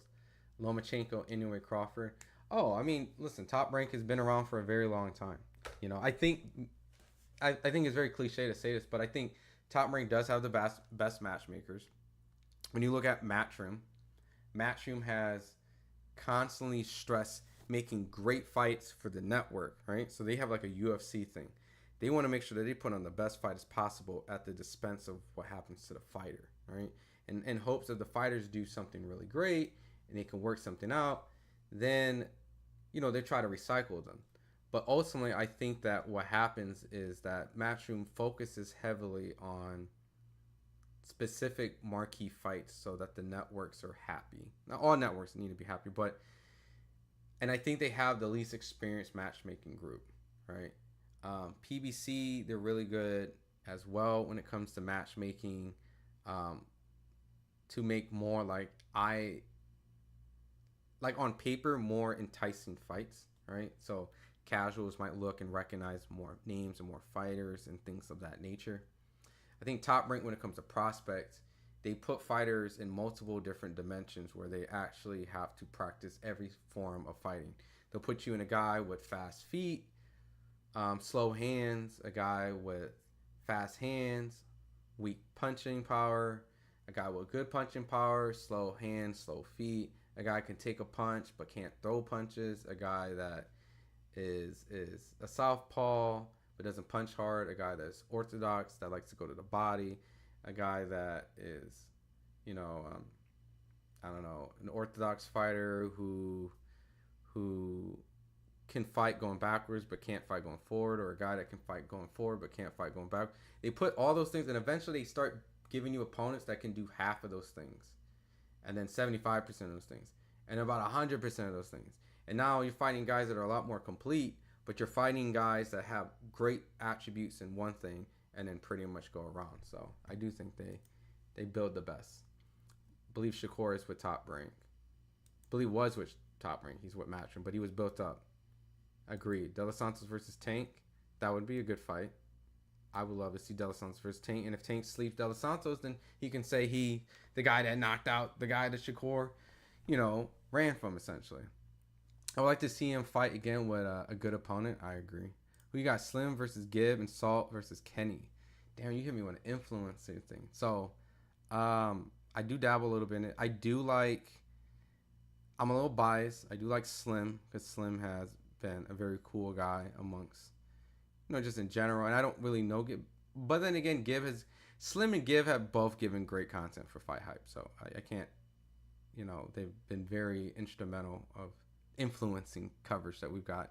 I know Kenny's brother very well, Daly. Daly's allowed me to go be around Deji a little bit. And Deji's fighting on the card too, so shout out to Deji. I like Deji a lot as a person. So I got to see Deji spar, and you know, I haven't had a conversation with Kenny, but I'm a fan of Salt Poppy, right? Like Salt Poppy's, you know, with the slick movement and stuff like that. So Slim beating Salt Poppy was cool for Slim. I haven't really engaged with Salt Poppy too much. So, I mean, at the end of the day, man, it's influence in boxing, right? Like, I'm just kind of just going in there, just looking at it kind of like as like a fan. I think Slim has the work rate and the ability to outperform Gibb, but Gibb's a strong guy. You know, if you don't get caught with some crazy shots, then I think Slim can win the fight. But if Slim gets caught, you know, Gibb got good power. Salt Poppy's very athletic. Kenny's very technical. Salt's gotten a lot more technical. I think Salt Poppy has gotten a little sloppy in his last couple fights. Relied too much on his counter punching and his ability to just be a naturally better boxer than those guys. But Kenny's actually a guy that's going to be probably his toughest fight next to Slim. So that's going to be a good fight. I think Kenny fell short in his last fight as well or a fight, 2 fights before. I think he fought that Brazilian dude that was on the Mike Tyson card, if I'm not mistaken. Either way, I can't remember, but I'm going to go with Kenny. Just because Salt Poppy, you know, if he does that athleticism kind of style, I think he'll get outworked. Yo, what's up? So the last thing I want to do before I go is I wanted to revisit this old-ass interview about 5 years ago where Ryan Garcia explains how Golden Boy can essentially resolve their first feud since De La Hoya never even called him. Kind of his first public outing of just De La Hoya and Golden Boy, his frustration, which led to 5 years of random timeline incidences, including one today. So let's just revisit. I don't remember everything that was said in here, so I'm re-listening to it again. Forward, this relationship with Golden Boy Promotions, what's your perception of it now, and what do you expect in the future in terms of By the way, shout out to Frankie, my guy Frankie here at FightHype. He's the one that's doing the interview, so shout out to him. and promoting you and just on the path you guys want. It looked like you guys were doing good, and then things just started falling apart. You know what? I don't know where we're gonna move from here. I think it's too soon to answer that. You know, they haven't even showed any sympathy or compassion for me at all. Even now, even though all this shit I went through, even though all that training I went through, and you would think they would have compassion for a fighter like, yo, man, your fight got a little bit pulled out, man. I'm so sorry for that. Like, let me try to make things a little better. You know, if I was a promoter, I wouldn't be bashing me. I would be like, Ryan, what do you need? What do you need? Yeah. A little bit extra, man. That's easy. We're gonna do it for you. Like, here, you're gonna be on the card. Let's sell it out. Let's kill it. You know, you're doing good. I would be supportive.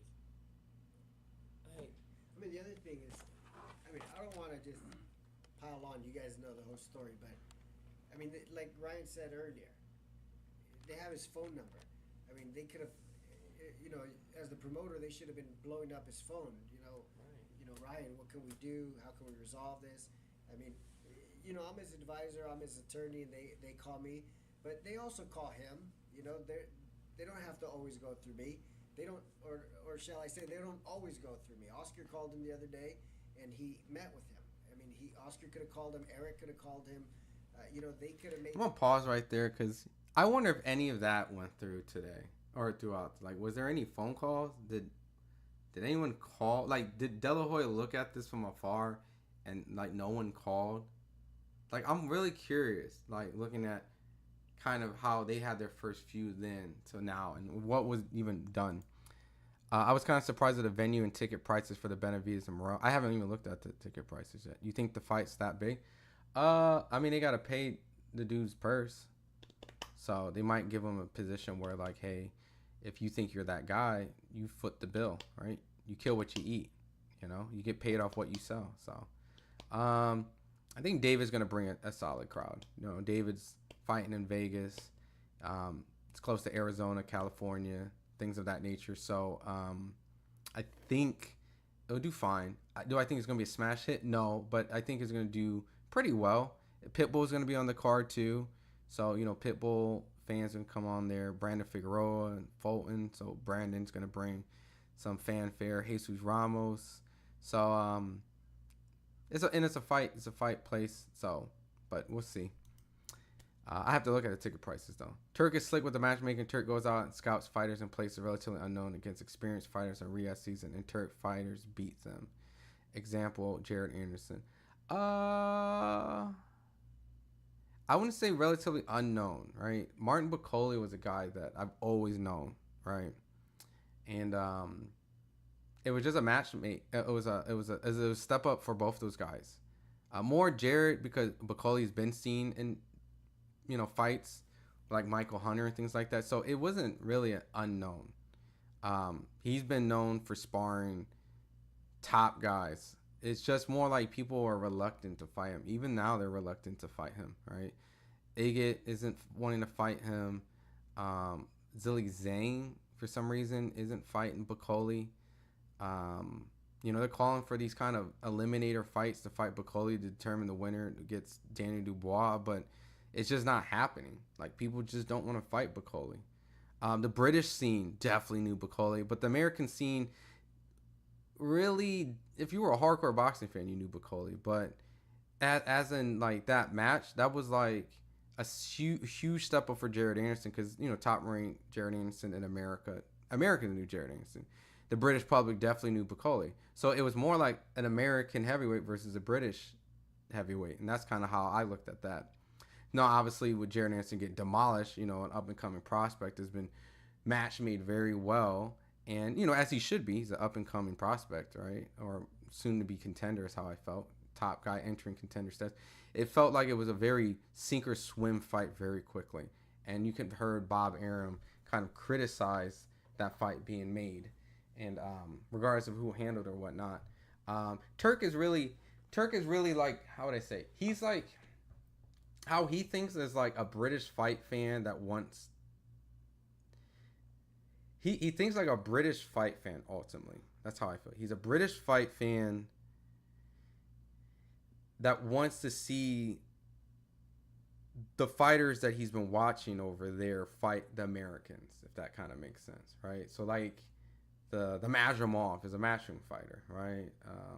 Buyachek, those type of fights. Those type of fighters have been kind of resonated throughout, Eastern European and things of that nature. So it's not really surprising that he's aware of all these guys like Bacoli and stuff like that. And plus the people he's working with, Matchroom and Frank Warren. So now he's trying to foot in a lot of American fights. And those promoters are now getting like Shakur Stevenson. So Shakur versus Joe Cordina. We didn't care about that fight, but see how that's like a British fighter, or how, Jaron Ennis, now is probably going to fight Virgil, but that's all because they're all on the same network. So I don't think Turk's slick match. I think he's a genuine boxing fan. I think he's very aware of all the different type of stuff. I think he's just maybe not aware of how to enter the American market 1,000%. It's a new market. So FightHype coming to you live. What up, Crazy Corvette? What's up, man? In that interview, Ryan's talking with clarity. Ryan was hungry. Now Ryan's a maniac and can be unreasonable.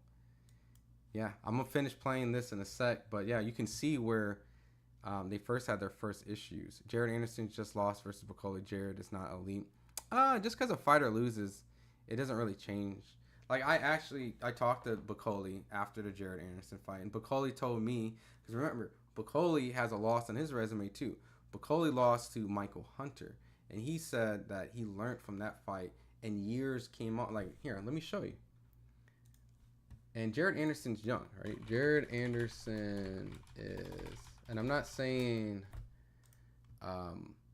your opinion is invalid, right?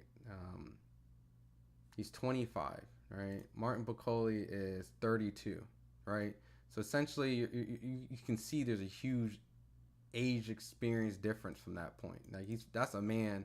And that's essentially what we consider a prospect, soon to be turning a contender, if not. So, he just fought Charles Martin. That was a tough fight for him. Many people felt Charles Martin should have been kind of a cakewalk. Martin Bacoli, on the other hand, right? He took a loss in 2018, right? So 2018, what was that? 6 years ago. So 6 years ago, almost around the same age that Jared Anderson took his first loss.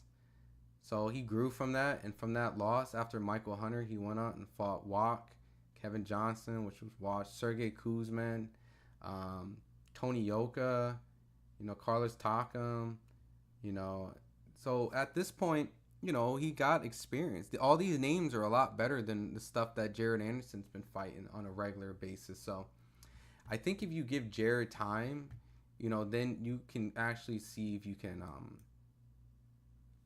fairly criticize them. Because I think when it comes to heavyweights, a lot of these guys do lose. Like, it's not really an undefeated heavyweight that goes through.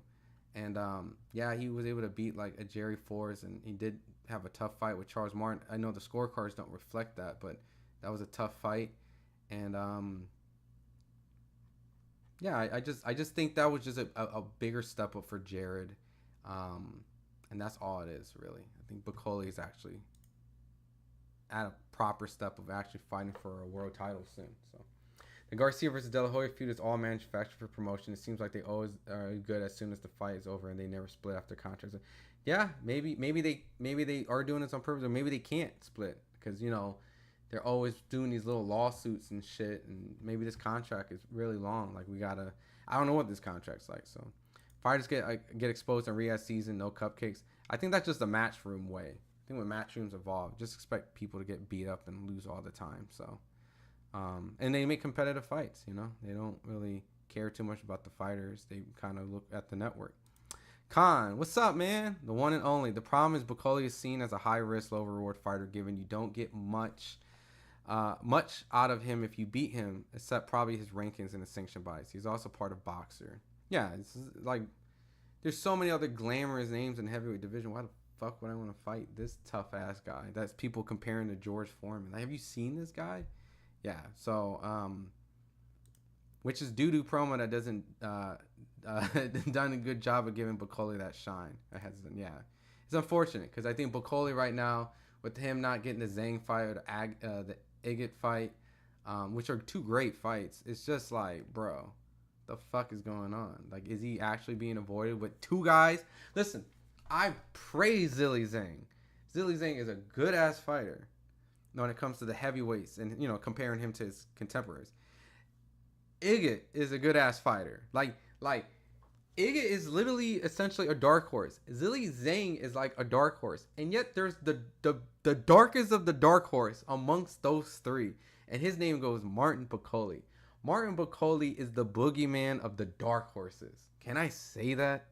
Is that a hot take? Is that something that I'm just oh, Ron, he just beat Jared Anderson. Calm down. But I'm just saying, like, is he really the boogeyman of the dark horses that Zhilei Zhang and Igit, who went through solid opponents as well and had solid performances, like great performances, very, very great performances against kind of like, they're kind of going through like they're the ones that are cleaning up the division, really, of all the up and coming guys. And yet they ain't fighting Bucoli? What the fuck? Unless Igit feels it's a better deal to fight Zhang than Bucoli. And I don't know why Zhang's fighting Igit. Maybe he just, I don't know. Jared was supposed to be a U.S. heavyweight boxer to be the next Wilder, but Bucoli knocked him out. It happens, though. It's heavyweights. I'm not here to write people off of one loss, right? You know, it's very easy because now they have to spend time to build him back up. Really, they were still building him up, so we just have to see what his confidence is. I just saw Jared. I just talked to Jared 3 weeks ago. He's in great spirits. You know what I mean? He just had his daughter. You know what I mean? Spoke to him, told him just be positive. You know, don't, you know, cut all the noise out. And he says, "No, it doesn't even faze me. I'm not even listening to that shit. That shit don't even matter to me." So he's in good spirits. You know, he's just a young guy just going through quests at his firstborn child. He's just happy that he's able to be back to her safe. That's all that mattered to him. So we'll see what they do with them next, though. Also, Big Bane is apparently going to be taking Agate. Yeah, see, according to the sources. Yeah, see, that's what I'm saying. Like, you fight Agate. I like that fight too, but the IBF is now also, yep, I saw they ordered Bucoli versus F.A. Jabba. So I know people like that who train F.A. You know, I'm not saying that I can actually get the legitimate details of the source, but, you know, I could try to find out if that's the direction when they go, but, you know, I'm media. I don't know if they want to necessarily tell me right away. So I'll probably find out just like you. But if FA and Bucoli happens, I'll favor Bucoli at the moment. You know, the dude's a beast. Bucoli wanted to fight Dubois for the IBF belt, but Dubois versus Parker. I mean, Dubois earned his opportunity for a voluntary, right? Because remember, Joshua was a voluntary, wasn't it? Dubois got elevated. I don't know if Joshua was considered a mandatory. Either or, Parker's a good fight. I think Parker deserves an opportunity to fight for a title after going through Zhang and Wilder, right? I think Parker definitely earned that position. I think Bucoli should fight one more time, right? One of these guys, like a Zhang or an FA or someone like Egg. One more guy, and then he'll be the winner of that. Parker just went through Zhang and Wilder.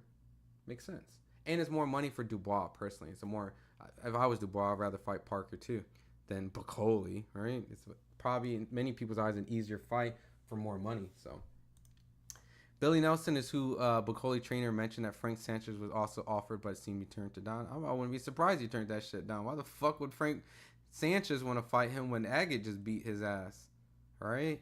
Or Igit. So, nah, bro. I ain't going no damn Bacoli. Look, Turk made the fight between Zhang and Wilder, both coming off losses. Parker emerged to Riyadh. Yep, Turk's on a roll. Yeah, I mean, in my opinion, I don't want to sound like he's not doing certain things. He's doing what he's supposed to. And the fighters that are over there and the heavyweights and the promoters, the one nice thing that he is doing, he has unified Frank Warren and Eddie. So you're going to see a lot more British combination. But I think at the end of the day, I think those two would have somewhere eventually met if they wanted to make the Joshua Fury fight. But, yeah, I mean, he's adding more different opportunities. You know, Terrence Crawford was able to fight at a stadium out in LA with Eminem coming out and all that type of shit. I'm pretty sure Terrence Crawford really appreciates it. I'm pretty sure Andy Ruiz was able to appreciate being able to fight. You know, Jarrell Miller. I'm pretty sure Rayo Venezuela, who might have still would have fought Pitbull on a PBC card, was appreciative. You know, Andy Cruz got the fight in the stadium. David Morrell got the fight in the stadium. So it's all good looks. So I'm not gonna hate. Bacoli and Zhang, excellent fight. I agree. All right, I'm gonna finish this last, and I'm gonna be heading out. But I want to dissect once again with you guys. Let's just see how Ryan looked like 5 years ago. And this is his former. This is no longer his manager, and his lawyer and advisor, Lupe. Ryan got rid of him after the Tank fight because I think he was kind of, in his mind, feels that he was an Al Heyman puppet. So Nothing's happened, and he's hurt by it. You know? It's already almost 2:00. Yeah. 2:00, and still haven't contacted my son. I mean, come on, what respect is that? You know, instead they go to a concert, I'm probably hungover, you know, and it's like, hey man, you got a fighter here, you got a superstar here, you know, whether you want to believe it or not, you do. Okay. One thing I'll say, Ryan, you called out Tank, you called out Loma, you called out Pacquiao. You're never shy to call out anybody. You've always called out it. Duno posted, oh, Ryan is scared. Did you see that? He posted something. What's your response to Duno? Duno, stop acting like that on social media. You don't even act like that in person. You're a nice guy. Be a nice guy on social media and be a nice guy in person. Be you. I don't care what they're telling you. Be you. You know damn well I looked at you in your eyes and I said, I want to fight you. Let's fight next. I literally said that at the media workout. Wednesday. You guys were there. He literally came up to me. I said, I want to fight you next. Right. And he said, yes. How am I scared of you? Well, you know, in all fairness, to Duno did direct message me, and he said that that's not him talking on his Instagram, it's his manager. See, there it is. That's the truth right there. And there he goes. And That's the T. And Duno, the only thing that he says, that I hear him saying, is that if Ryan wants to fight me, let's just sign the contract. That's Duno. And that's it. And I love that. Fact. That's me. And that's Ryan too. It's like, you want to fight me, let's sign the contract. That's it. I mean, it's very simple. But all these I feel like we both signed the contract already. Right. Golden Boy should try to make this actually a bigger fight. Right. It's already a big fight now. They made it this big, spectacular. Now it's a huge fight. I don't care what anybody says. Everybody's going to want to watch that. Okay, last thing, message to your fans who watch you and support you. Anything. We got your back. Thank you for watching. Okay, sometimes Eddie will be out there, Mexico, and then I would take over, you know. In all fairness, it's like, hey, he did his part, we did our part, we showed up to the weigh-ins, he made weight officially. Why wouldn't I get paid? It's legit now. So, hey, he's got to get paid. It's not our fault that And I Avery sold tickets, Sparrow, there's no refunds. And it's There's no not refund. it's not our fault that Avery Sparrow had a warrant or got arrested. That's irrelevant. We did our part. We did our job. Let's get paid. see, so they've had some serious issues for some time. So Ryan can actually fight. Watching the fights for a while, the left hook is one of the best I've seen. Just a thing of beauty. That dude's left hook is so like effortless. It's just if he can work on everything else, then that dude is a problem. That's why I always feel that when people criticize Tank, like I don't think people understand. He's ducking these hooks. He's timing the counters of these fast ass hooks. So I don't know. I don't want to go on like a Tank defense role, but it's pretty much that, you know, he had a solid left hook. Devin couldn't get out of it, you know. Crazy how small Ryan used to be, considering he started as super featherweight. Now he's a chubby welterweight at most. Yeah, you want to do it before and after? Ryan, what do you need? There's Ryan then, and then let's look at Ryan now. That's what the people really want, you know, the casual boxing fans. I would love to do it. You know, it wasn't really an idea in my brain, like seriously, until after the Mike Tyson fight and how many people are willing to watch that fight. You coming back as a celebration. Yeah, night and day difference, right? Both Ryan and Dad look clear, making sense, drug free. I feel like you threw some shade in there, Bailey. But yeah, I'm gonna see. Maybe I can reach out, see if I can try to get in touch with Henry. See if there's any sort of explanation, understanding on it. I know that originally when he first spoke about this exhibition, he didn't really know too much of. He just knew there was an exhibition being involved. So, yeah. So, but yeah, ultimately, I'll be back tomorrow to kind of recap some stuff. Like I said, I think I'm gonna see if I can get in touch with Lamont Roach Friday, and then after that, maybe I can do a live with Lamont Roach with you guys. I'm gonna start going live with a lot of fighters. I've just been kind of reserving and saving. I actually got a phone call. I gotta FaceTime a fighter tomorrow just to make sure that he's back in the States, and then see if I can do something. But I got a lot of cool things in the works. I know I've been saying that for a while, but I think December is gonna be extremely busy.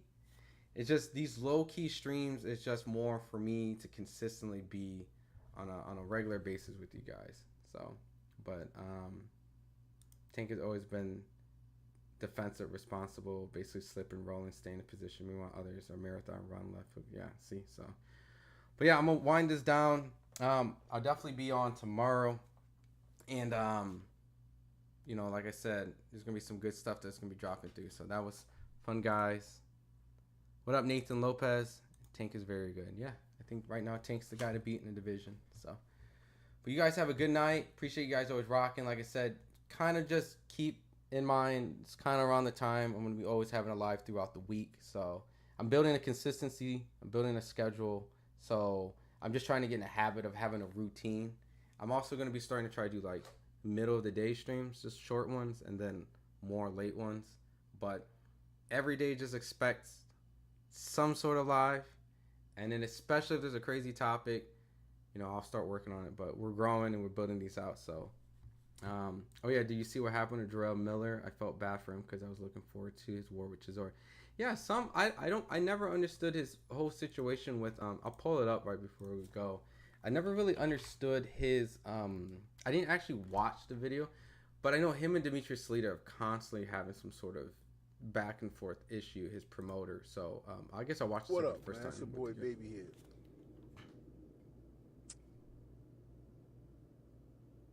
Let me say this, man. The fight with Chisora is off. Chisora's a good dude. He wants to fight. I want to fight. The fight is off because this little piece of shit named Dimitri Salita, the dirtiest human being I've ever met in my entire life. And I've been around a lot of dirty motherfuckers. But Salita is the worst human being that's ever walked the planet. You know, this guy's now 16 years old. Him and his dirty-ass lawyer, John Wirt, are compulsive liars. Now, my contract is up with him, but he's exercising his first and last right refusal and blatantly made up an entire story to try to get more money out of me. Basically extort me. This was basically what he did. And promoters are having it. They want me to fight, but do not want to do business with this guy. And I'm totally how can I say? I am. The Zone should be ashamed of himself working with a man like this. This guy absolutely does nothing for fighters. Nothing. All my fights that I've got negotiated with is all on my own behalf. He likes to use my name to solicit it to get other fighters to sign with him. Do not let him lie to you. Do not let Salita Promotions lie to you. Salita has not done jack shit for my career. All right? And the reason why I even signed with him was due to an old promotional contract, probably 11 years ago, that I did with my old trainer, Kelly Richardson. That's the only reason why. And ever since, I've been dealing with trying to get out and figuring out how to deal with this nonsense. Okay, yep. More promotion. Yep, there you go. Apparently, Salida Promotions blackballing for no reason, even though he fulfilled his contract obligation. I mean, I think somewhere along the line in it, I think there's like a first to match. Usually when you get out of certain contracts, there's kind of sometimes a stipulation that is like you have the ability to match or some sort. And I don't know. I don't know what specifically is going on. There's probably some sort of last minute extension piece in it. I'll have to do some digging, but Miller and Salida have been having issues for as long as I know. So, I mean, I actually do have Salida's number too. And I do know Miller's trainer. So I can actually find out between both sides. But it kind of seems like it's pointless if the fight doesn't even happen. So it's just messy gossip for what, right? But I could probably find out. I agree his upper body combo's nasty. Miller and Chisora would have been, that would have been a good fight. Chisora's old, but hey, Chisora just went and beat Joe Joyce, so, right? So, but all right, y'all, like I said, this was supposed to be kind of a short stream. I'll be back tomorrow. I'll be on the road tomorrow. Thanks, Bailey and Daniel. You guys are going to be instrumental to the traveling fees. And then Friday, I'll be trying to get some stuff. And I'll be live, I think, every day this week. So, yeah, because Big Baby final fight was Salida after Rui's fight. So, I don't know why Salida's dragging Big Baby. Yeah, I have no idea what's going on. I put more money on Bukola next fight. Will be against Zane. That would be, Zane might not fight him, though. It might not happen, so. But all right, y'all. You guys have a good night. Appreciate you guys always coming here and rocking with me. So, and hopefully this De La Hoya, Ryan Garcia shit gets figured out. If not, the Haneys, they'll be like, karma. That's what gets you. So, all right, y'all. You guys have a good day. Oh, is this the proper ending? I got so many different scenes. All right. You guys take care, man. I'm going to play this M. Bison from Street Fighter 2, man. That's how I feel. I feel De La Hoya coming in with that boss music. He said, nah, Ryan.